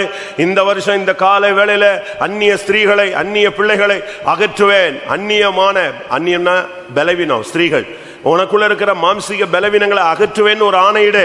And strange means weaknesses, and you have to take a oath, and the things that I followed in the past years, it may be the strange things or strange wife and strange children, and I will leave and cut it out. நீ அத தீர்மானம் எடுக்கலனா இந்த வருஷம் அது ரோட்டுக்கு கொண்டு வரப்படும், பப்ளிக்ல நீ அசிங்கப்படுவாய். And so when you talk the decision, and you will become to the road and in the public, and you will put into shame. திரும்பவும் நான் ஆல்டர்ல இருந்து பேசுறேன். And so I am speaking from altar. பழைய மனுஷனையும் பழைய தொடர்புகளையும் இந்த வருஷத்துல இன்னைக்கு உனக்கு எச்சரிப்பு, இந்த ஆணையாக நீ எடுத்துக்கொண்டு நீ அதை விட்டு விடுவையானால் நீ தப்புவாய். And so you must take as a warning, and so you have to put away all your old men and old natures or strange things, and if you do so, and you will not be done anything. நீ ஆணாக இருக்கலாம், பெண்ணாக இருக்கலாம். And you may be male or female. நீ வாலிபனாக இருக்கலாம், வயோதிபனாக இருக்கலாம். And you may be the young girl or young boy. நீங்கள் புதியவர்களாக இருக்கலாம், பழையவர்களாக இருக்கலாம். And you may be the newcomers or old believers. யாரா விசுவாசியோ ஊழியனோ, believers or servant of God. யாரா இருந்தாலும் சரி. And whoever you may be. நீ இந்த தொடர்பை நீ துண்டிக்கலனா அது ஒரு நாள் கத்திரிக்காய் பெருசானா எங்க வந்துரும், கத்திரிக்காய் முத்துனா எங்க வந்துரும், கடத்தெருவுக்கு வரும். And so in the brinjal red shoots, it comes to the street. உண்மை ஒரு நாள் வெளியே வந்துவிடும், ஊரெல்லாம் அது தெரிந்துவிடும். And the truth comes one day out, and it is known to all. ஆனா இன்னைக்கு உன் பாவங்களை மூட கர்த்தர் விரும்புகிறார். But today the Lord wants to cover your sin. அதனால இன்னையோட இந்த பிரதிஷ்டை பண்ணு. Within this day you make a consecration. அந்நிய ஸ்திரீகளை விட்டு விடுகிறேன். And I leave my strange wives. அந்நிய பிள்ளைகளை விட்டு விடுகிறேன். And I will leave my strange children. இதுதான் தேவன் எதிர்பார்க்கிற ஒரு வாழ்க்கை. And this is the God expectation life. அதனால தான் ஆபிரகாம் ஒரு டைம் வந்தபோது, And one time came to Abraham. ஈசாக்கு வளர வளர, And when the Isaac was grown, இவன் என்ன பண்ணா, and what he did, தன்னுடைய மறுமனையாட்டிகளை துரத்தி விடுகிறான். and he cast out all the concubines. மறுமனையாட்டிகளை அனுப்பி விடுகிறான். And he put them away. அவங்க பிள்ளைகளை எல்லாம் அனுப்பி விடுறான். And he sent them all his children. இதுதான் இந்த காலை வேளை. And this is the morning time. உனக்குள்ள இருக்கிற மாம்சீகமான வெளியரங்கமான தொடர்பு இல்லாட்ட அந்தரங்க வாழ்வில் உள்ள தொடர்பு எல்லாத்தையும் இயேசுவின் நாமத்தில் இன்னைக்கு நீ ஃபைனல் பண்ணணும். In the name of Jesus, and you have to disconnect all the strange powers and strange relationship and secret relationship. நீ நினைக்காத யாருக்குமே தெரியாதுன்னு. And don't think it is not known to all. இந்த பூனை நினைச்சுக்குமா? And cat knows like this. என்னது? பூனை கண்ணை மூடிடுச்சுன்னா பூலோகமே இருண்டுருச்சுன்னு நினைக்குமா? டமால்னு மண்டையில அடி விழுந்த பிறகு அதுக்கு தெரியும், ஓஹோ நம்ம மாட்டிக்கிட்டோம்னு சொல்லி. And when the cat closes his eyes, know that the whole world is darkened, and only when it is caught up, it is known, it is revealed. இப்ப சமீபத்துல ஒரு கல்யாணம் நடந்துச்சு. And recently the marriage took place. பெரிய கல்யாணம். It's a good great marriage. கல்யாணம் நடந்துகிட்டு இருக்கும்போதே ஸ்டேஜ்ல டிவி ஓடுதுங்க, ஒரு பெரிய ரிலே ஓடிட்டு இருக்கு. And so when the marriage is going on, that straight relay was going on. Relay ஓடுது, அந்த காட்சிகள் எல்லாம் திடீர்னு அப்படியே ஓடுது. எல்லாம் ஜனங்கள் இதையும் பார்க்கறாங்க, பொண்ணு மாப்பிளையும் பார்த்துக்கிட்டு இருக்காங்க. And so it is moving on this projector, and also all the people are watching it. திடீர்னு ஒரு காட்சி, மோசமான காட்சி. And suddenly was seen. பட்டுன்னு ஒரு மோசமான காட்சி. And it was a bad scene. என்னன்னு பார்த்தா, And looking into it, இந்த கல்யாண பொண்ணு இன்னொரு ஆள்கிட்ட பாவம் செய்யறது ஒரு சீன் ஓடுது. and the scene was moving on, and the girl which was married and making a sin with another. மொத்தமும் ஸ்தம்பிச்சு போச்சு. And the whole was astonished. திரும்பி பார்த்தா இதே கல்யாண பொண்ணு இந்த புருஷன் இல்ல, இவன் தான் இப்பதான் கல்யாணம் கட்டறான், நீ தான கட்டே போறான், இன்னொருத்தன் புருஷனோட இருக்கிறத ஒரு படம் ஓடிச்சு. அப்படியே கல்யாண வீடு ஸ்டாப் ஆயிடுச்சு. And so the marriage was stopped, looking into the sin, and when she had relationship with another person. எப்படி இருக்கும்? And how it would be? கல்யாணம் நிறுத்தப்பட்டது. And the marriage was stopped. அப்ப பையனை கேட்டாங்க, இது என்னது? And they asked this boy, and what என்னைய happened? கல்யாணம் கட்டுறான்னு சொல்லிட்டே இவ அக்கா மாப்பிள, அதுல கூட இருக்கிறவன் யாரு? இவளுடைய சொந்த அக்கா மாப்பிள. அவ கூட இவன் பழகிட்டே இருந்தா, என்னைய கல்யாணம் கட்டுற, என்னைய நேசிக்கிற, என்னை ஏமாத்தினா, இவளை இன்னைக்கு பழி வாங்கணும்னு சொல்லி தான் இந்த படத்தை நான் எங்க விட்டேன், ரிலீஸ் பண்ணேன், என்ன வெளியே போன்னு சொல்லி துரத்தி விட்டான். And said that, and she was loving me, and so and to make it release, I made the line. இந்த பையனுடைய அக்கா மாப்பிளைய இவ சைடுல வச்சுக்கிட்டு இவனை கட்டிக்கிட்டா வீட்லயே வந்து செட்டில் ஆயிடலாம், என்னெல்லாம் plan. And she had a plan. நான் சொன்னது சபையில இல்ல, பேப்பர்ல வந்தது. And not telling the thing happened in the church, but in the paper. வெளியே வரும். And it comes out. அதுக்கு முன்னால கர்த்தர் உனக்கு எச்சரிக்கிறாரு. Before that the Lord wants நிப்பாட்டு. you. And you must stop it. அந்நிய ஸ்திரீ அகற்றுவேன் முடிவெடு. And take a decision, I will put away the strange wives. புருஷனுக்கு உண்மையாயிரு. And faithful to husband. மனைவிக்கு உண்மையாயிரு. Be faithful to your wife. பெற்றோருக்கு உண்மையாயிரு. Be faithful to parents. உன்னை பெத்து எடுத்து ஆளாக்கி உன்னை நிறுத்தி வச்சிருக்காங்களே, அவங்களுக்கு நீ வேதனை உண்டாக்கிராத. And don't make a shame for the parents that beget you and made you to come to this place. சபைக்கு அவமானத்தை உண்டாக்கிராத. And don't make a shame to the church. தேவனை தலைகுனிய வைக்காதே. And don't make the God to bow down his heads. இன்னைக்கு நீ ஒரு ஆணையிடு. And today make a covenant. திட சாட்சியாய் ஆணையிடு. And so strongly you make a covenant. கர்த்தருடைய பரிசுத்த நாமத்துக்கு மகிமை உண்டாவதாக. May God's holy name be glorified. நெகேமியா 5ஆம் அதிகாரம் Nehemiah chapter 5 11 இருந்து 13 வரைக்கும் பாக்கும்போது verse 11 to 13. அங்கே வட்டி வாங்குறதை குறித்து ஒரு ஒளியோடுன்னு சொல்றாரு. And so there he says that and you have to stop taking initiatives. அன்னைக்கு இஸ்ரவேல் ஜனங்கள் வட்டி வாங்கினார்கள். On those day and the people of Israelites and they made interest.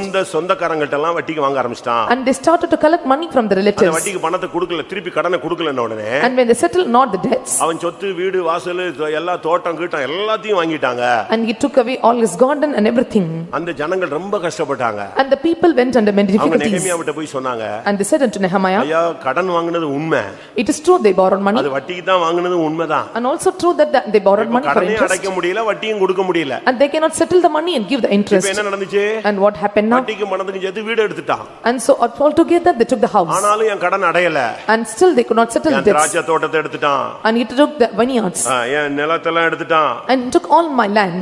இப்பவும் கடன் அடையல. And even now it was not settled. என் பிள்ளைகள் எல்லாம் அடிமையாக்கிட்டான். And so he made all my people நாங்க ஒண்ணுமே இல்லாம அனாதையா ரோட்ல நிக்கறோம்னு சொன்னாங்க. And said that as an orphan I am standing on the road. அப்பதான் நெகேமியா சொன்னான். At the time Nehemiah said, இது பாவம். and it is sin. இது தவறு. It is wrong. நீங்கள் வட்டியை விட்டு விடுங்கள். And you have to leave taking the interest. இதுவரைக்கும் வாங்குன வட்டி அப்படியே நிப்பாட்டு. And you have to stop collecting the interest till now. இனி வட்டி வாங்க மாட்டேன்னு தீர்மானம் எடுங்க. And take a decision, I will not collect interest anymore. அப்படியே வட்டி வாங்கி இருந்தீங்கன்னா அதெல்லாம் திருப்பி கொடுப்பேன்னு பிரதிஷ்டை பண்ணு. And so if you collected interest and you must make a consecration, I will restore. இதுதான் ரட்சிப்பு. This is salvation. இதுதான் ரட்சிப்பின் அனுபவம். And this is the experience of salvation. அந்த சகேயுவின் வீட்டுக்கு இயேசு போகிறார். And Jesus went unto Zacchaeus' house. சகேயு என்ன சொன்னா? What Zacchaeus said? சொல்லுங்க. நான் அநியாயமாய் வாங்குனதெல்லாம் என்ன செய்றேன்? நாளத்தனை நல்ல வசனம் நல்லா இருக்கு, எல்லாருக்கும் நல்ல ஞாபகம் இருக்கு, பரவாயில்ல. எல்லாம் திருப்பி கொடுக்கிறேன்னு சொன்னான். And what I get unjustly I will give you in fourfold. நீங்க திருப்பி கொடுக்கணும். You must give back. வட்டிக்கு யாரையாவது வாங்கிட்டீங்கன்னா எப்பா தயவு செய்து உங்க காசே வேணாம், இந்த வச்சுக்கோ சாமி சென்னு கையில கொடுத்துங்க. If you get anything for interest and you must say I don't want your money, you must restore them. உதவி செய். Help them. ஆனா வட்டி கொடுத்து உதவி செய்ய வேண்டாம். But don't help by giving interest. உதவி செய். You can help them. கடன் வாங்கி இன்னொருத்தனுக்கு கொடுத்து நீ உதவி செய்ய வேண்டாம். And you don't want to borrow money and help others. ஒரு சிலர் நம்ம விசுவாசிகள்ட்ட கடன் கிடையாது, காசு கிடையாது, ஆனா இரக்கம் ரொம்ப செல்வமா இருக்கு. And some believers don't have money but still and they are great in mercies. அதனால இவனுக்கு போய் இன்னொரு இடத்துல சூரிட்டி போட்டு கையெழுத்து போட்டு கொடுக்கறான். அது தவறு. And they will make a surety and this is wrong. உன்கிட்ட இருந்தா கடன் கொடு. And if you have give money. ஆனா வட்டிக்கு கொடுக்க கூடாது. But you should not give for interest. கைமாறு கருதாமல் திரும்பி வரும் என்கிற நம்பிக்கை இல்லாத அளவுல நீ கடன் கொடு. And so you have to lend the money and that you will not get back again. அப்படினே அவன் திரும்பி தருவான். And if so, who will give you? அதான் சொன்னல்ல, முடிஞ்சு போச்ச கதைன்னு சொல்லி கொடுன்னு சொல்றேன். I am saying that it was ended up and you must close it. அவன் கொடுத்தா வரவு, அவன் கொடுக்கலன்னா செலவு. And if he gives it as profit or loss. Correct தானா? Is it right? உடனே நீங்க சொல்லுவீங்க நாங்கள் குறைந்த வட்டி வாங்குகிறோம். And you may say that and I am giving for low interest. அப்படியா? Is it? 5ஆம் அதிகாரம் 11ஆம் வசனத்துல சொல்லி இருக்கு, 100க்கு 1 வீதமாக வாங்கின வட்டியை திரும்ப கொடுங்கள். இப்போ இருக்கிறதே லோ பெர்சன்டேஜ் இதுதான், 100க்கு 1 தான், அதையே திருப்பி கொடுன்னு வாசி. நீங்கள் இன்றைக்கு அவர்கள் நிலங்களையும் அவர்கள் திராட்சை தோட்டங்களையும் அவர்கள் ஒலிவ தோப்புகளையும் அவர்கள் வீடுகளையும் நீங்கள் பணத்திலும் தானியத்திலும் திராட்சை ரசத்திலும் எண்ணெயிலும் 100க்கு 1 விதமாக அவர்களிடத்தில் தண்டி வருகிற வட்டியையும் அவர்களுக்கு திரும்ப கொடுத்து விடுங்கள் என்றேன். இப்ப நம்ம ஆளுங்கள ஒரு சிலருக்கு சந்தோஷம், இந்த பிரசங்கத்தை கேட்டு நம்ம விசுவாசி நம்மகிட்ட வாங்கின வட்டியெல்லாம் கொடுத்துருவானா அப்படின்னு பார்க்கலாம். And so many are joyful and so here in this preaching and they that receive interest not will not win. கைமாறு கருதாமல் கடன் கொடுங்கன்னால இனிமே கடனை கேட்காம விட்டுருவானா புண்ணியத்துக்கு அப்படிலாம் யோசிக்கிறீங்க. ஆனா வசனம் சொல்லுகிறது துன்மார்க்கன் தான் வாங்கின கடனை கொடுக்க மாட்டான். அப்ப நீ யாரு? The word of God says the wicked shall not give back the money that he borrowed. And so who are you? துன்மார்க்கன், ஆசி வசனம், துன்மார்க்கன் தான் வாங்கின கடனை என்ன செய்ய மாட்டான், திருப்பி கொடுக்க மாட்டான். நீ வாங்கின கடனை கொடுக்கலன்னா நீ துன்மார்க்கன். And if you are a person and give not the money that you borrowed and you are a wicked.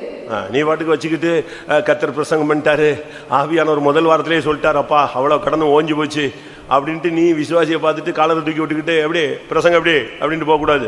And so looking at வாங்குனத கொடுக்கலன்னு நீ துன்மார்க்கன், நீ ராபோஜனம் எடுக்க கூடாது. And if you give not the money that you borrowed and so you should not take part in communion. பழைய CPM எப்படி இருந்துச்சு தெரியுமா? And you know how was the old CPM? பழைய சிபிஎம் எப்படி தெரியுமா? You know how was the old CPM? கடன் இருக்கிற விசுவாசி ராபோஜனம் எடுக்க கூடாது. And the believers that they have debts should not take part in communion. நான் சமீபத்துல இங்க கூட அந்த தம்பி வந்தான். And even here the brother came. அவன் லண்டன்ல இருக்கிற பையன். And he was a boy at London. அவன் இலங்கை தமிழரு. And he was a Tamilian of. அவனும் அவங்க அம்மாவும் போன வருஷத்துக்கு முந்தின வருஷம் இங்க வந்தாங்க. And so before 2 years they came here. அவங்க அம்மா சிலோன்ல இருக்காங்க, அவன் லண்டன்ல இருக்கான். And so mother was in Ceylon and he was in London. அங்க போய் அவன் ரவுடி பையனா மாறிட்டான். And so there he became a rogue. ரொம்ப சேதம் பண்ணிட்டான். And so he made many things. அதனால ரொம்ப லோன் ரொம்ப எடுத்துட்டான். And so he made many lot there. திரும்ப ரட்சிக்கப்பட்டான். And he was saved. பாதி பேர்ட்ட மன்னிப்பு கேட்டான். And also he asked pardon to பாதி many. பேருக்கு திருப்பி கொடுத்துட்டான். And he gave back the money to many. அத ஒரு நாள் எழும்பி பிரசங்கத்துல சாட்சியில சொல்லிட்டாங்க. ஒரு நாள் கூட்டத்துல சாட்சி சொன்னான். And one day he said as a testimony in the meeting. அவனை பாஸ்டர் என் ஸ்டீவன்ட்ட கொண்டு போய் விட்டாங்க. And they made him to stay with Pastor N. Stephen. அவர் சொன்னாரு, He said, உனக்கு இருக்கிற கடன்களை அடைக்கும் வரை நீ ராபோஜனம் எடுக்க கூடாது. until you settle the debts you have, and you should not take part in communion. இப்பவும் ஃபாரின்ல இந்த ரூல்ஸ் வச்சிட்டு தான் இருக்காங்க. Even now they place rules in foreign country. அப்படி பார்த்தா புது வருஷத்திலே கொணவட்டம் சார்பில் 30 பேர் எடுத்திருப்பீர்கள் ராபோஜனம், அப்படிதானே? And so if I tell such rules, at least 30 will take part in Konavatam. தவறு. It is wrong. முதல் வட்டி வாங்க மாட்டேன்னு ஒரு தீர்மானம் எடு. கையில காசு வச்சிருக்கவங்க எல்லாம். And first they that are having money and take a decision that I will not give for interest. அடுத்த வசனம் சொல்லுகிறது, அப்படி 100 கோடி வாங்குனதை நீ திருப்பி கொடுக்கலன்னா, இல்ல நீ வாங்கிக்கிட்டே இருந்தா கர்த்தர் உன்னை உதறி போடுவார் அப்படின்னு இருக்கு அடுத்த வசனம். And the next verse says, when you get it for the 100 part of the money, and the Lord shall put you out. Wasim. நான் என் வஸ்திரத்தை உதறி போட்டு இப்படி இந்த வார்த்தையை நிறைவேற்றாத எந்த மனிதனையும் அவன் வீட்டிலும் அவன் சம்பாத்தியத்திலும் இருந்து தேவன் உதறி போட கடவர். அப்ப நான் என்ன செய்வது? And what should I do now? பேங்கில் பணத்தை வைத்து பேங்க் வட்டி வாங்கலாமா? And can I keep the money in the bank and get for bank interest? இது ஒரு நியாயமான கேள்வி. And this is a reasonable அது question. வாங்கலாம். You can get. பைபிள்ல அதுக்கு சான்றுகள் இருக்கிறது. And there are many proofs in the Bible. நீ நான் கொடுத்த இந்த பணத்தை நீ காசுக்காரனில் கொடுத்திருந்தால் என்ன கிடைக்கும்? பேங்கர்ஸ்னு இருக்கும். அதில இருந்து நான் என்ன செஞ்சிருப்பேன்? வாங்கி இருப்பேனே. And if you given for the money collectors, and it will be said as bankers, and you would have received from it. பேங்க்ல நீ போட்டு வை, அது சேஃப். இதை விட்டுட்டு நீ 100க்கு 2 3 10 8 விசுவாசி 10 வட்டி வாங்குறான். எப்படிதான் இவனும் பைபிள்ல தூக்கிட்டு அலையறான்னு தெரியல எனக்கு. And you can save the money in the bank, and so they are taking or collecting money for 10% interest, and how they are taking the Bible I don't know. நம்ம ஃபைனான்ஸ் எல்லாம் விட்டுறணுங்க. நம்ம ஃபைனான்ஸ் டிபார்ட்மென்ட்ல நீங்க வரவே கூடாது. And so you should not come to our finance department. அதனால தான் நான் சீட்டு பிடிக்காதன்னு சொல்றேன். And so I am asking you not to collect the lots. சீட்டு பிடிக்கிற தொழில் எல்லாம் செஞ்சுக்கிட்டு சண்டையை போட்டுக்கிட்டு விசுவாசிகளை இங்க மறிச்சிக்கிட்டு அந்த பிசினஸ் இந்த பிசினஸ்ன உடனே அவன் கூட்டத்துக்கு வந்துட்டு ஆமேன் போடுறதுக்குள்ள அவன் இப்ப இந்த கதவு வழியா ஓட, இவன் ஆமேன் போட்ட உடனே ஓடிடுறான்ட்டு இவன் இந்த கதவுல ஓட. And by doing this business, and when they said amen, and they were departing in either doors. அடுத்து என்னது இன்சூரன்ஸ் போடுறது. And putting the insurance. மாசம் மாசம் அவனை வந்து உட்கார்ந்து அவன் சோத்திரம் பண்ணிட்டே இருப்பான். எப்படி இந்த மாசம் இன்சூரன்ஸ் காசு கொண்டு வந்துட்டியா? அவன் பாப்பான் அடுத்த வாரம் வரவே மாட்டான். ஏன்னா கையில காசு இல்ல, வரவே மாட்டான். And whether you brought the insurance money. Vellore லோக்கல்ல இப்படி 2 3 இடத்துல இருக்கு. And this is happening in 2 or 3 locals in Vellore. இவரு அந்த பிசினஸ் பண்ணுவாரு, இந்த பிசினஸ் பண்ணுவாரு, இதுக்கெல்லாம் இங்கேயே ஆளை சேர்த்துக்கிட்டு இங்கேயே குரூப் வச்சுக்கிட்டு அந்த ஆளுங்கிட்ட தான் முடிஞ்ச உடனே பேசுறது, அந்த ஆள்கிட்ட தான் கலெக்ஷன், அந்த ஆள்கிட்ட தான் சாப்பிடுவாரு. சண்டை வந்த உடனே அந்த ஆளை விட்டு பிரிச்சு நேரம் ஏன்ட்ட ஓடி வருவான். ஒருத்தன் இந்த பஞ்சாயத்து இந்த வருஷத்துல வரவே கூடாது. காசு, நிலம், வீடு பிரச்சனை, வட்டி, சண்டை, காசு, பொண்ணு கொடுத்தேன் பொண்ணு எடுத்தேன், யாரும் வரக்கூடாது. இது பஞ்சாயத்து பண்ற இடம் கிடையாது, உனக்கு தேவ வசனம் வர்ற இடம். And doing this business and that business, and you should not plead with any cases here in this year, and you should not come before me and doing all these works. நீ வட்டிக்கு வாங்காத. And don't give anything for வட்டிக்கு interest. கொடாத. And don't give for interest. Bible தெளிவாக சொல்லுகிறது. And the Bible clearly says like this. வாசியுங்கள் 12ஆம் வசனம். Verse 12. அதற்கு அவர்கள், நாங்கள் அதை திரும்ப கொடுத்துவிட்டு இனி அப்படி அவரிடத்தில் கேட்க மாட்டோம், நீ சொல்லுகிறபடியே செய்வோம் என்றார்கள். அப்பொழுது நான் ஆசாரியர்களை அழைத்து அவர்கள் இந்த வார்த்தையின்படியே செய்ய அவர்களை ஆணையிடுவித்துக் கொண்டேன். எல்லாருக்கும் ஒரு ஆணைக்குள்ள வர வச்சான். I made a promise for all. ஆண்டவரே எனக்கு எவ்வளவு கோடி கணக்குல கொடுத்தாலும் நான் வட்டிக்கு வாங்க மாட்டேன். And you give me crores and crores of money, I will not give for interest. வட்டிக்கு வாங்க மாட்டேன். And I will go for interest. அடுத்து ஒரு பிரதிஷ்டை பண்ணு, வாங்குன கடன் எல்லாம் திருப்பி கொடுத்துருவேன்னு சொல்லு. And nextly you make a consecration and oath that I will give back the money that I give. இதெல்லாமே உங்களுக்கு ஒரு சாபம் மாதிரி பின்னாலேயே வருங்க. And these all will pursue like a curse. நீ வட்டி வாங்கி காசு சேர்க்கறேன்னு சொன்னாலே அது ஒரு சாபத்தை சேர்க்கறேன்னு அர்த்தம். And so when you are collecting the money for interest, and you are collecting and the curses. First week இந்த வட்டி வாங்குறத பணத்தெல்லாம் வெளிய தூக்கி போட்டுரு. And the first week itself, and throw away the money that you got for interest. ஹல்லேலூயா. அடுத்ததாக Nextly, ஆதியாகமம் 24. Bible தூங்கவே கூடாதுங்க. என்ன நைட் எல்லாம் 4 மணி வரைக்கும் இங்க ஒரு ஜெப சத்தம் கேட்கல, நான் பார்க்கல. ஆதியாகமம் 24ஆம் அதிகாரம். Genesis chapter 24. 3ல இருந்து வாசிங்க. Verse 3 onwards. நான் குடியிருக்கிற கானானியருடைய குமாரத்திகளில் நீ என் குமாரனுக்கு பெண் கொள்ளாமல். பெண் கொள்ளுவது, பெண் கொடுப்பது. And so giving a wife and taking a wife. Abraham தன் பையனுக்கு பொண்ணு பார்க்கறாருங்க. And Abraham went sought for the daughter for their names. இப்ப தான் வேலைக்காரனை கூப்பிட்டு சொல்றாரு. And he called the servant and said, எப்பா கானானிய ஸ்திரீகள பெண் எடுத்துறாத. And you don't take wife unto my son from Canaanite women. அந்நிய பெண்களை எடுத்துறாத. And don't take strange women. அதே நேரத்துல கல்யாணங்கற பேர்ல யாம் பையனை எகிப்துக்கு கொண்டு போய்டாத. At the same time, the time of marriage, don't take my son to Egypt. இதான் ரெண்டு காரியம். And this is the thing of him. என் பையனுக்கு கானானிய பெண்களை கொள்ளாத.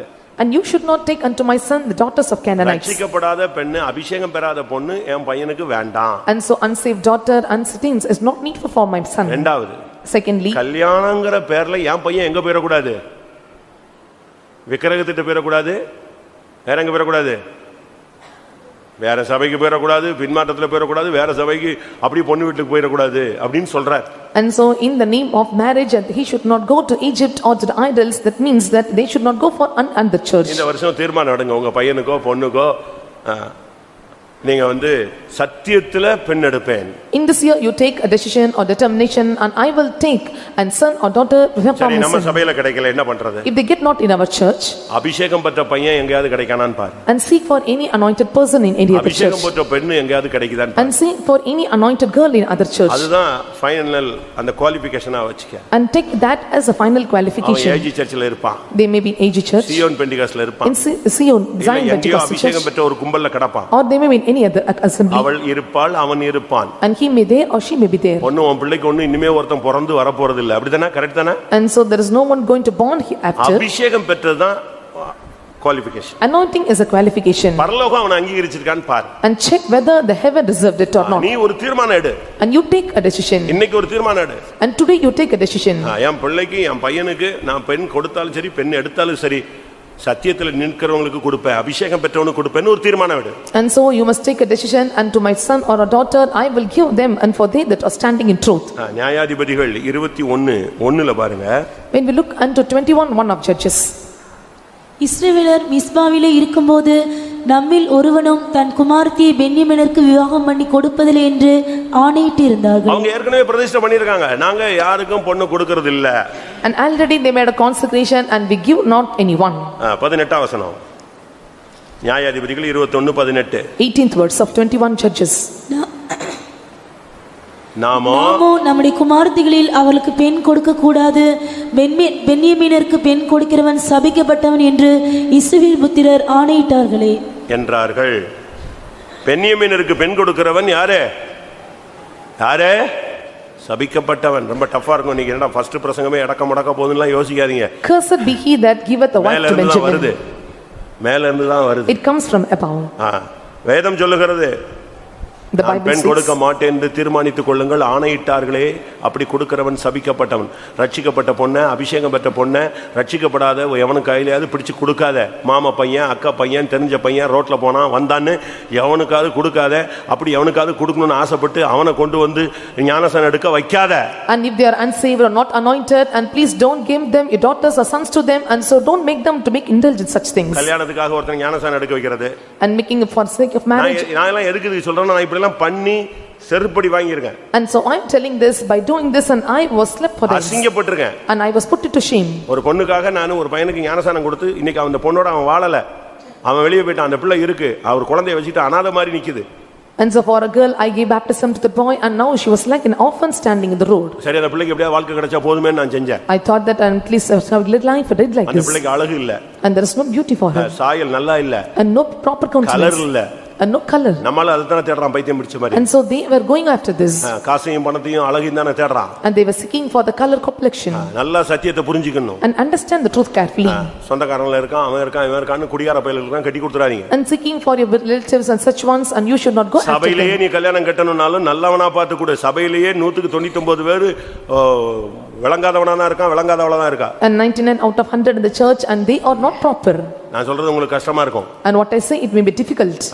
யாருக்கு நம்ம சாட்சி சொல்ல முடியல. And we are not able to give witness for anyone. இவன் யோக்கியம், இவ யோக்கியமான ஆளுன்னு சொல்ல முடியல. ஏன்னா உள்ளுக்குள்ள என்ன இருக்குன்னு நம்ம எங்க பின்னாலேயே காலேஜுக்கு நான் போயிட்டு வரேன். And so, and we cannot say he is honest and he is good, and cannot say that I cannot go around them. நீ தேவனுடைய சமூகத்துல ஒரு தீர்மானம் எடு. And you must take a decision in the presence of God. என் பையனுக்கோ பொண்ணுக்கோ பெண் எடுத்தாலும் பொண்ணு கொடுத்தாலும் சரி, நான் கர்த்தருக்குள்ள அபிஷேகம் பண்ணப்பட்டவனுக்கு கொடுப்பேன், அபிஷேகம் பண்ணப்பட்டவனுக்கு கொடுப்பேன். And so I may give my son and daughter to anyone, but I give to them that are anointed in the God. அதையும் யாரு சொன்னாலும் நம்பாத, போய் விசாரி. And don't trust whatever other says, and go and inquire. ஊழியக்காரன்ட்ட மட்டும் கேட்காத. Don't ask to the servants of God alone. விசுவாசிட்ட கேளு. Ask to the believers. விசுவாசிட்ட மட்டும் கேட்காத. Not ask only to the believers. பக்கத்து வீட்ல போய் கேளு. And ask unto the neighbors. அங்கதான் உண்மை தெரியும். Only then you can know the truth. நான் சொல்றது சரிதானா?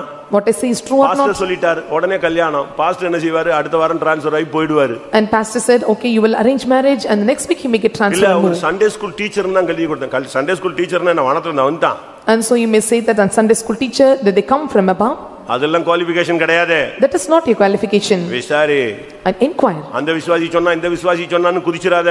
And don't say this believer said and that believer said. விசாரி. Inquire the matter. போ, வீட்டுக்கு போ. Go to the house. தெருவுல போ. Go to the streets. எல்லா இடத்துலயும் போய் விசாரி. இவன் யாரு, இவன் புள்ள எப்படி, இவன் எப்படி, இவன் அப்பன் எப்படி, அம்மா எப்படி, இவன் சந்ததி எப்படின்னு விசாரி. அதுல நல்லதா இருக்கா ஜெபம் பண்ணு, உபவாசம் போடு. வெளிப்படுத்தல் கிடைச்ச பிறகு என்ன செய்ய? அடையாரில் நான் கேள்விப்பட்டேன், அடையாரில் ஏதாவது ஒரு பையனோ பொண்ணோ இப்போ கல்யாணம் கட்டணும்னு ஆசைப்பட்டா கர்த்தர் பேசினா என்கிட்ட வந்து சொல்லு, உனக்கு கல்யாணம் கட்டி தரேன் இருக்காரு. ஒரு பயிலும் போக மாட்டாங்க இப்போ. And so the pastor said like this, and when the Lord speaks and you can come forward, and so no one is coming forward to go into him.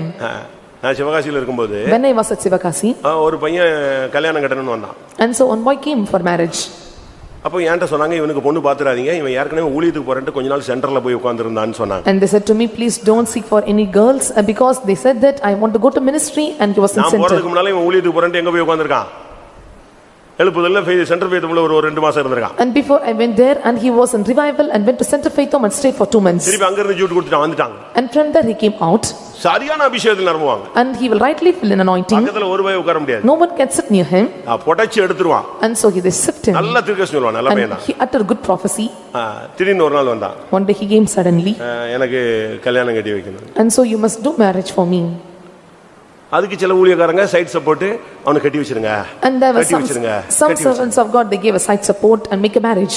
சரி, கட்டணும்னா கட்டி வைக்கலாம். And if you want கடைசில பார்த்தா அவன்கிட்ட பேசி பேசி ஊழியக்கார சிஸ்டருடைய அக்கா பொண்ணை தான் வரான். சைட்ல வராங்க, அப்படியே ரூட் பைபாஸ் பிடிச்சி வரான். இங்க இருக்கிற என் கூட இருக்கிற ஊழியக்காரி சிஸ்டருடைய அக்கா பொண்ணை தான் கட்டுறதுக்கு அவன் பிட்ட போட்டு வரான். And finally he came en route and to seek for the servant of God, sister. நான் அந்த சிஸ்டர் கூப்பிட்டேன், சிஸ்டர் அவன் ஊழியத்துக்கு போறேன்னு சொல்லியிருக்கான், நீங்க உங்க அக்கா பொண்ணை கட்டி கொடுக்குறீங்க, ஓகே, எனக்கு ஒரு தடை இல்லை, ஒரு பிரச்சனை இல்லை, நான் கல்யாணம் கட்டி கொடுக்க போறதில்ல, பாஸ் சென்டர் பாஸ் தான் வரப்போறாரு. உடனே அவங்க பயந்துட்டாங்க. And so said that, and he want to go to the ministry, and then later he dropped out, and pastor is going to conduct the marriage, I am not going to conduct. And I said to him, அடுத்த Don pricing வரைக்கும் உனக்கு time. Until next down praising I give you time. அதுக்குள்ள கர்த்தர் உன்னை கல்யாணம் கட்ட சொன்னாருன்னு என்கிட்ட வந்து சொல்லுன்னு. And so before that, when the Lord asked you to do marriage, you tell me. அவன் தான் கல்யாணம் கட்டணும் முடிவு பண்ணிட்டான் இல்லையா? And he took a decision to take a marriage. நான் ஜெபிக்கிறேன்னு போய்ட்டாங்க. And said, okay, I'll pray. அடுத்த டான் பிரைசிங் முடிச்சு வந்தான். And next dawn praising one over he came. ஊழியத்துக்கு போறியா கல்யாணம் கட்ட போறியா? I asked, are you going to go for ministry or marriage? And so I asked, what verse you got? மனைவியை கண்டடைகிறவன் ஜீவனை கண்டடைகிறான்னா ஜம்பாரா டேய், இப்படியும் வசன ஆவியானவர் பேசுறார். And said that, and he that seeketh wife and seeketh life. அவன் சொல்றான், மனைவியை கண்டடைகிறவன் ஜீவனை கண்டடைகிறான். ரைட், உனக்கு நிச்சயம் கல்யாணம். உன்னை ஊழியத்து கொண்டு போன நீ பெரிய தகராறு பேர் வழியா மாறிடுவ, ஊழியத்துல விளங்க மாட்டே நீ. And he that seeketh wife, இருக்கும்போதே உனக்கு கல்யாணம் கட்டி வச்சிருந்தேன், கட்டியும் வச்சிட்டேன். And so when I was there and so hearing this, I made a marriage for him. எப்படிலாம் வசனம் பேசுறாரு பாருங்க, கல்யாணம் கட்டற வாலிப பையங்களா பாரு, இந்த வசனம் கிடைக்குதா பார். And all the boys want to get married, see whether you get this verse or not. மனைவியை கண்டடைகிறவன் ஜீவனை கண்டடைகிறான். He that seeketh wife seeketh life. இவங்களுக்கு எங்க இருந்தா இந்த பைபிள் வசனம் தெரியும்னு தெரியல. I don't know from where they receive such a Bible. பெண் கொடுப்பது பெண் எடுப்பது ஆணையிட்டுக்கொள், கர்த்தருக்குள் செய்வேன். And so in giving marriage and taking marriage, you must take oath that I will do in the Lord. ஆதியாகமம் 47ஆம் அதிகாரத்தை பாக்கும்போது, when we look into 47th chapter of Genesis, 29 30 31ல பாக்கும்போது, 29 30 and 31, இஸ்ரவேல் மரணமடையும் காலம் சமீபித்தது. அப்பொழுது அவன் தன் குமாரனாகிய யோசேப்பை வரவழைத்து அவனை நோக்கி, என் மேல் உனக்கு தயவு உண்டானால் உன் கையை என் தொடையின் கீழ் வைத்து என் மேல் பட்சமும் உண்மையுள்ளவனாய் இரு. என்னை எகிப்திலே அடக்கம் பண்ணாதிருப்பாயாக. நான் என் பிதாக்களோட படுத்துக்கொள்ள வேண்டும். ஆகையால் நீ என்னை எகிப்திலிருந்து எடுத்துக்கொண்டு போய் அவர்களை அடக்கம் பண்ணியிருக்கிற நிலத்திலே என்னையும் அடக்கம் பண்ணு என்றான். அதற்கு அவன், உமது சொற்படி செய்வேன் என்றான். அப்பொழுது அவன், எனக்கு ஆணையிட்டு கொடு என்றான். அவனுக்கு ஆணையிட்டு கொடுத்தான். என் ஓட்டம் எகிப்துல முடிஞ்சாலும் நான் எகிப்தில் அடக்கம் பண்ணப்படக்கூடாது. நான் எங்க போனோம்?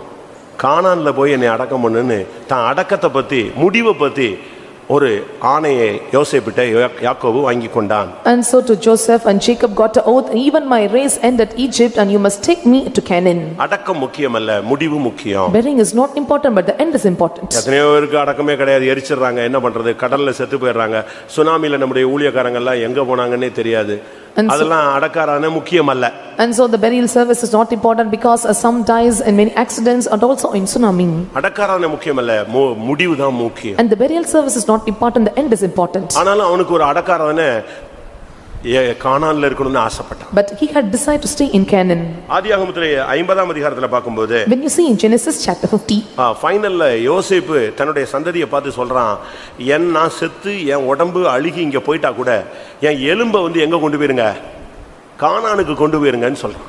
And finally Joseph said unto his son, and when I die you must carry my bones unto Canaan. கர்த்தருடைய பரிசுத்த நாமத்துக்கு மகிமை உண்டாவதாக.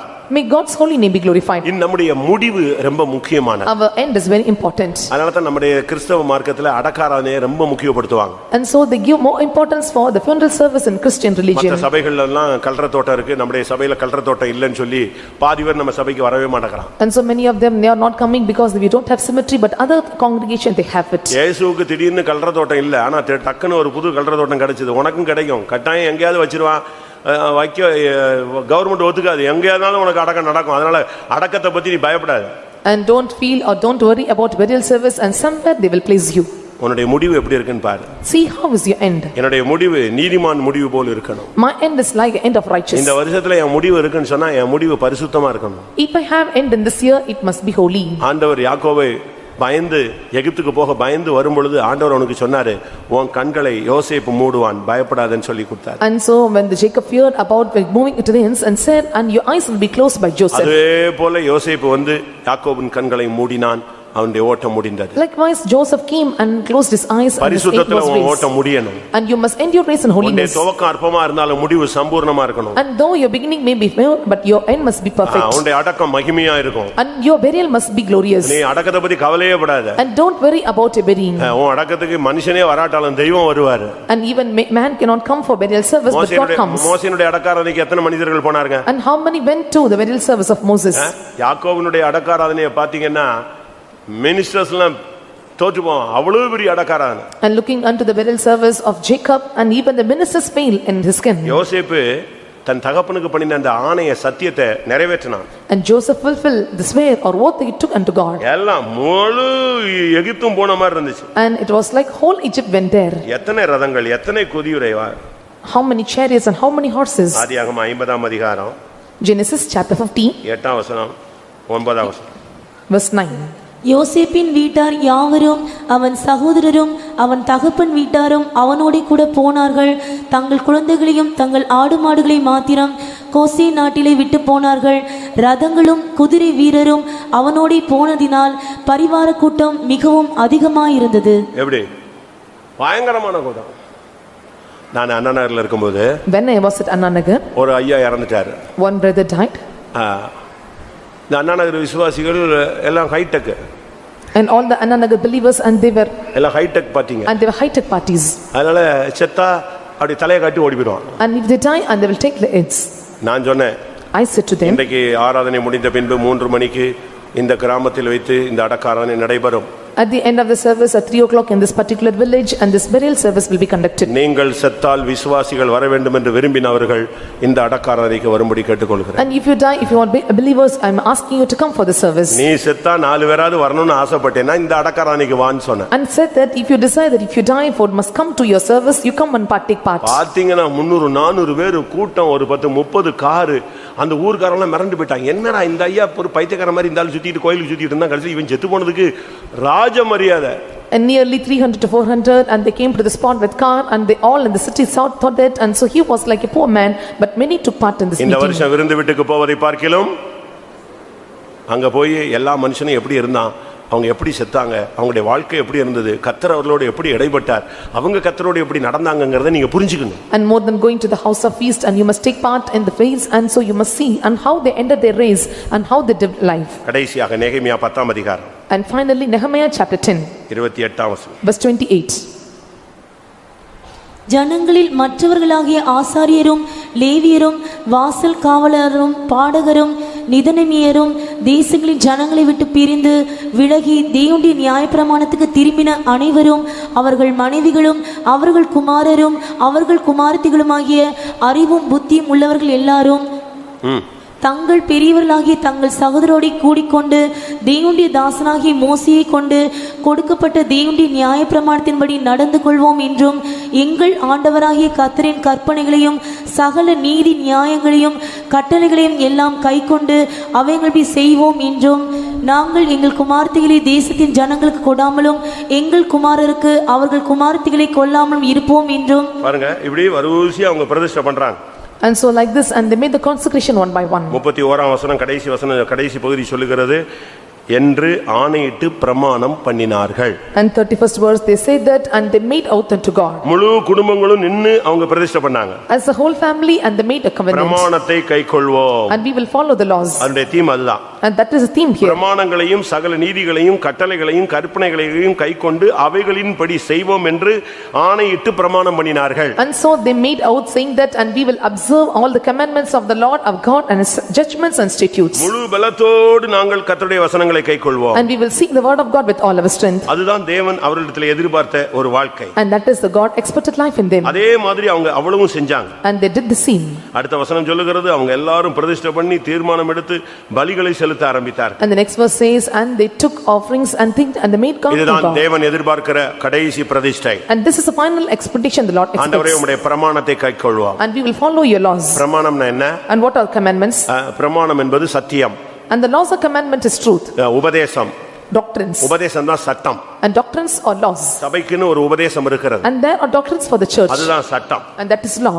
ரோமர் அப்போஸ்தலர் 16:4 நீங்கள் அதை பார்க்கலாம். You can see in Acts chapter 16 verse 4.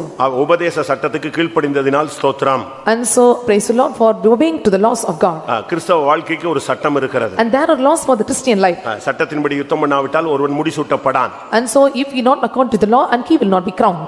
ரோட்ல நடந்து போறதுக்கு இல்லாவிட்டா நீங்க வண்டி ஓட்டுறது கூட ஒரு ரூல்ஸ் அண்ட் ரெகுலேஷன்ஸ் இருக்கு. Also there are certain rules and regulation to drive the vehicle. நீங்க நடந்து போறதுக்கு கூட ஒரு ரூல்ஸ் இருக்கு. And there are rules for walking. அந்த லைட் போட்ட உடனே தான் நீங்க என்ன செய்யணும்? கிராஸ் பண்ணி போகணும். And so only when they give the signal you must cross.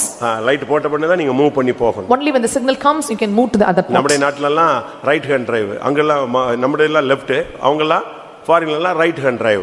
And so and here we have the left rules, but in foreign there are right. அதுபோல மற்ற சபைகளுக்கு ஒவ்வொரு பிரதிஷ்டை இருக்கும், ஒவ்வொரு தீர்மானங்கள் இருக்கும்.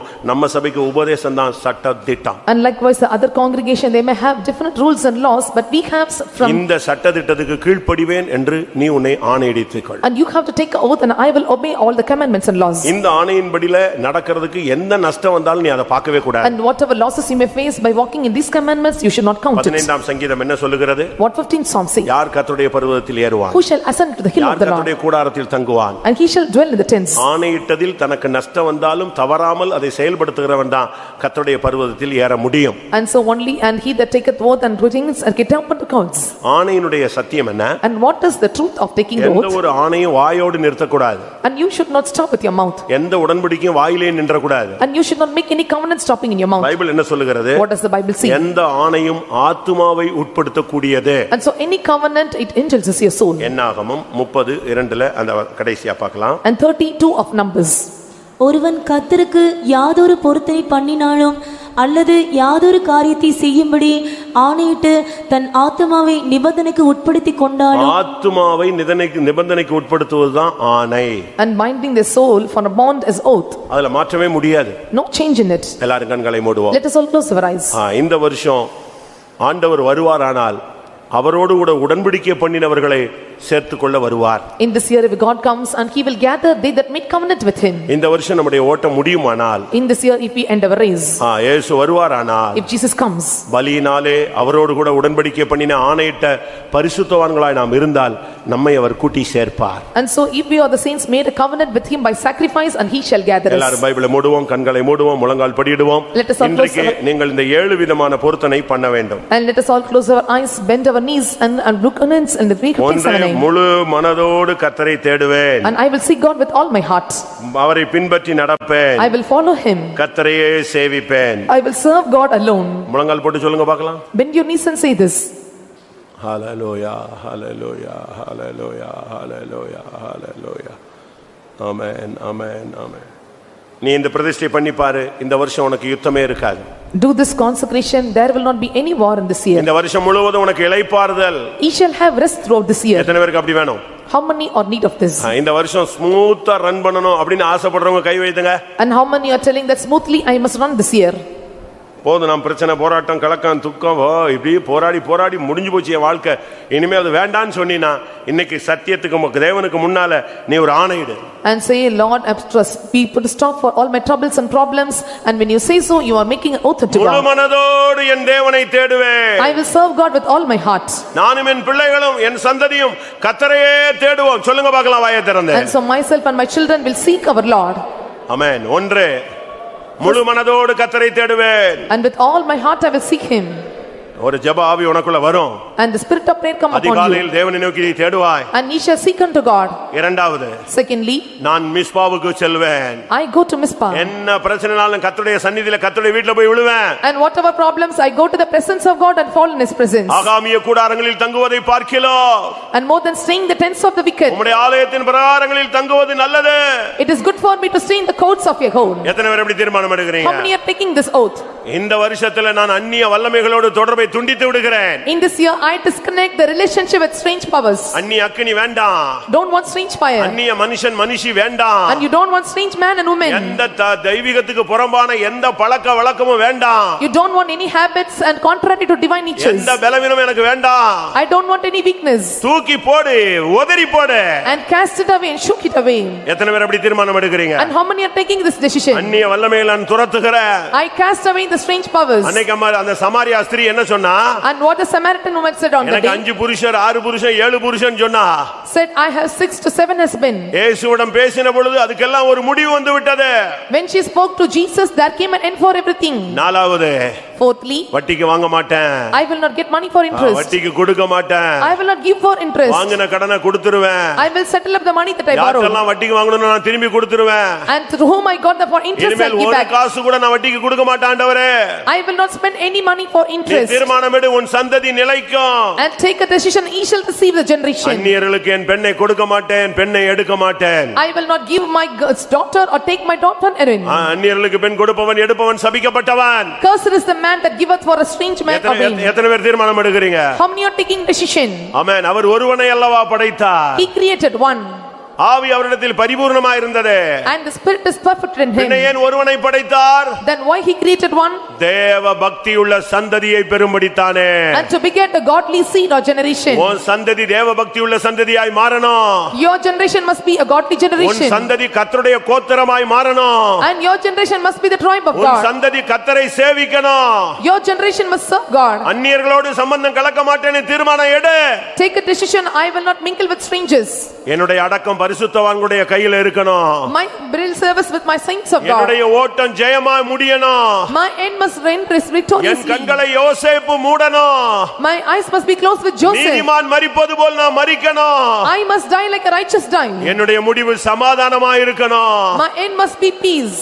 எத்தனை பேர் அப்படி தீர்மானம் எடுக்கிறீங்க? How many are taking decision like this? ஆண்டவரே, என் ஜீவனுள்ள நாளெல்லாம் Lord, all throughout my life, உம்முடைய சட்டங்களை உபதேசங்களை கைக்கொள்வேன். I will follow thy statutes and commandments. பிரமாணத்தை கைக்கொள்வேன். I will follow thy laws. நான் உம்முடைய வழிகளை விட்டு விலகேன். I will not come away from your ways. உம்முடைய பாதையை விட்டு விலகேன். I will not refrain your ways. உம்முடைய கற்பனைகளை விட்டு விலகேன். I will not refrain from your commandments. உம்மை விட்டு விலகி போகவே மாட்டேன். And I will not leave thee.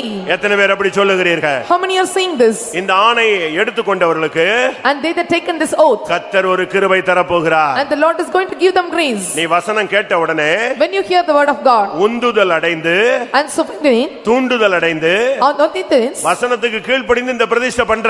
and you are making consecration hearing the word of God. இந்த பிரதிஷ்டையை நிறைவேற்ற முடியுமா முடியாதான்னு உனக்கு தெரியாது. You know not whether you can fulfill this consecration or not. இன்றைக்கு நீ பண்ணுகிற ஆணையில நிக்க முடியுமா முடியாதான்னு உனக்கு தெரியாது. You may not know whether you can stand at the consecration that you make today. அது அந்த போராட்டம் வரும்போது தான் தெரியும். When the problem comes, you can know this. ஆனா அந்த போராட்டம் எப்ப வந்தாலும் But whenever the problem comes, நீ அதை ஜெயிக்கணும். and you must overcome. அப்படியானால் ஜெயிக்கக்கூடிய ஒரு வல்லமை இப்ப தரப்போகிறார். If so, the Lord gives you power to overcome. பிரதிஷ்டையை போதித்தவர், And he could teach you the prince. ஆணையை போதித்தவர், And he could taught you the consecration ஆணையை oath. நிறைவேற்றக்கூடிய வல்லமை உனக்கு தருகிறார். He gives you power to fulfill the oath. இப்பொழுதே பெற்றுக்கொள்ளுங்கள். And receive it right now.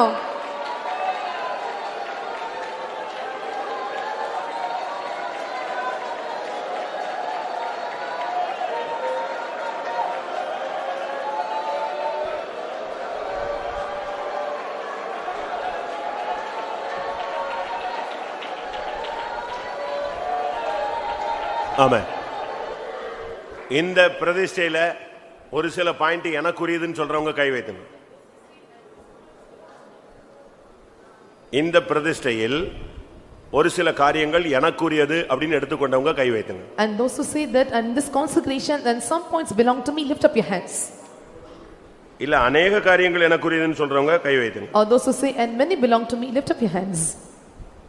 இல்ல இந்த ஏழுமே எனக்குரியதுன்னு சொல்றவங்க கை வைத்துங்க. And those who say all these 7 points belong to me, lift up your hands. ஆமென். கர்த்தர் உன்கிட்ட பேசினார்னா பேசும் பொழுதே அந்த சத்தியத்தோடு கிருபை அனுப்புகிற தெய்வம். If the Lord speaks to you and with the truth he sends you grace. இவ்வளவு நேரம் இந்த ஆணையை பற்றிய சத்தியத்தை உன்கிட்ட பேசியிருக்கிறார். Until now the Lord spoke to you the truth concerning the oath. இப்போ இந்த ஆணையை குறித்ததான கிருபையை உன் மேல ஊற்ற போறார். Now the Lord is going to pour the grace upon you concerning this oath. எத்தனை பேர் வாஞ்சிக்கிறீங்க? How many of you decide this? இந்த சத்தியத்தை கேட்ட ஆண்டவரே இந்த சத்தியத்தை செயல்படுத்த எனக்கு ஒரு அபிஷேகம் தாருன்னு கேளுங்க. Hearing this truth and loud ask him to give me grace to fulfill it. Hallelujah, hallelujah.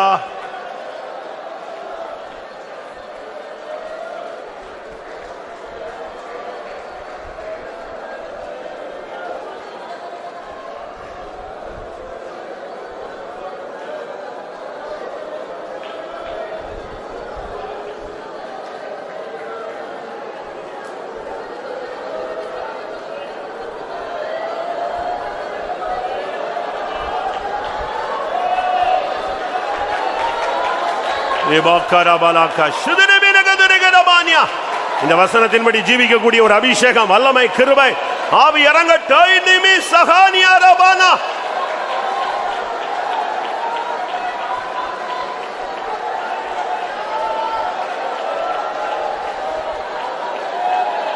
Hallelujah, hallelujah, hallelujah, hallelujah.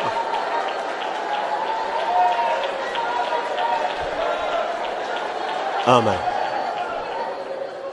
எனக்கு சொன்னதை நான் சொல்லிட்டேன். And what they said unto me I said unto but you. நீங்க அதை எப்படி எடுத்துக்கிட்டீங்கன்னு எனக்கு புரியணும். I don't know how you have taken it. எப்பொழுதுமே ரெண்டு காரியம் இருக்குது. And there are two things always. சத்தியம் வந்துச்சுன்னா அதோட கிருபையும் வரும். When the truth comes, grace comes. ஏன்னா பைபிள் சொல்லுகிறது அவர் கிருபையும் சத்தியமும் நிறைந்தவராய் நமக்குள்ளே வாசம் பண்ணுகிறார். And he dwells in us and full of grace and truth. இப்போ இந்த பிரதிஷ்டை நீ தைரியமா பண்ணு, பயப்படாத. பிள்ளைக்கு கல்யாணம் ஆகுமா ஆகாதா பயப்படாத, தேவன் செய்வார். நீ கிருபையை மட்டும் வாங்கிக்கோ. Fear not and make a consecration and receive the grace alone. உன்னுடைய சந்ததி தேவனுடைய சந்ததி. Your generation is God's generation. உன்னை அவர் கைவிட மாட்டார். And so he will come and save you. உன்னை திக்கற்றவனாய் விட மாட்டார். He will not come comfortless. இப்பொழுது ஒரு அபிஷேகம் உனக்கு தேவை, கேட்டு வாங்கிக்கோ. You need anointing, ask and receive from him. கடைசி வரை கர்த்தரையே தேடுவேன். I will seek God till the end. என் ஓட்டம் கர்த்தருடைய சந்நிதியிலே முடிவடையும். My race will end in the presence of God. நான் கர்த்தருடைய வார்த்தையை கைக்கொள்வேன். I will follow the words of God. என் கண்களை யோசேப்பு மூடுவார். And Joseph will close my eyes. ரிபாலா பகரா பகதிடா Bala கதுரா. பரிசுத்தத்தில் என் ஓட்டம் முடிய வேண்டும். My race must end in holiness.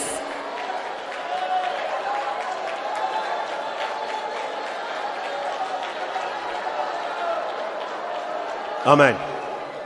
இந்த வருஷம் ஆண்டவரே நானும் என் பிள்ளைகளும் கர்த்தருக்கு சாட்சியா நிக்கணும் அப்படினு சொல்றவங்க கை வைத்துங்க. And how many are saying that in this year and myself and my children must stand as a testimony? இன்னும் ஒரு 5 minutes தான்.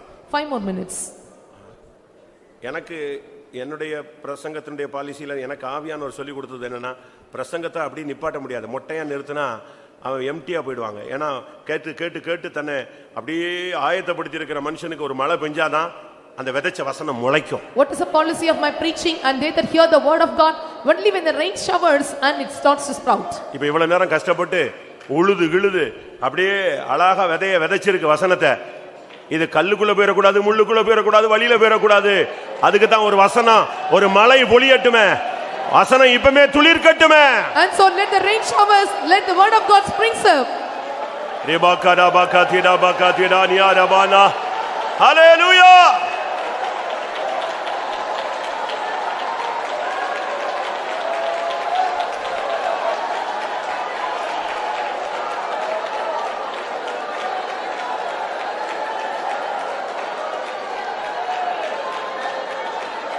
ஆமென். இந்த வருஷம் நான் உலகத்தை ஜெயிக்கணும். In this year I must overcome world. மாம்சத்தை ஜெயிக்கணும். I must overcome flesh. பிசாசை ஜெயிக்கணும். I must overcome devil. இன்னைக்கு முதல் ஆராதனையில நாம் பண்ண பிரதிஷ்டையை காத்துக்கொள்ளணும். I must keep the consecration that I made in this first எனக்கு service. உங்களுடைய வல்லமை தாங்க. Give me your power. எனக்கு உங்க பலனை தாங்க. Give me your strength.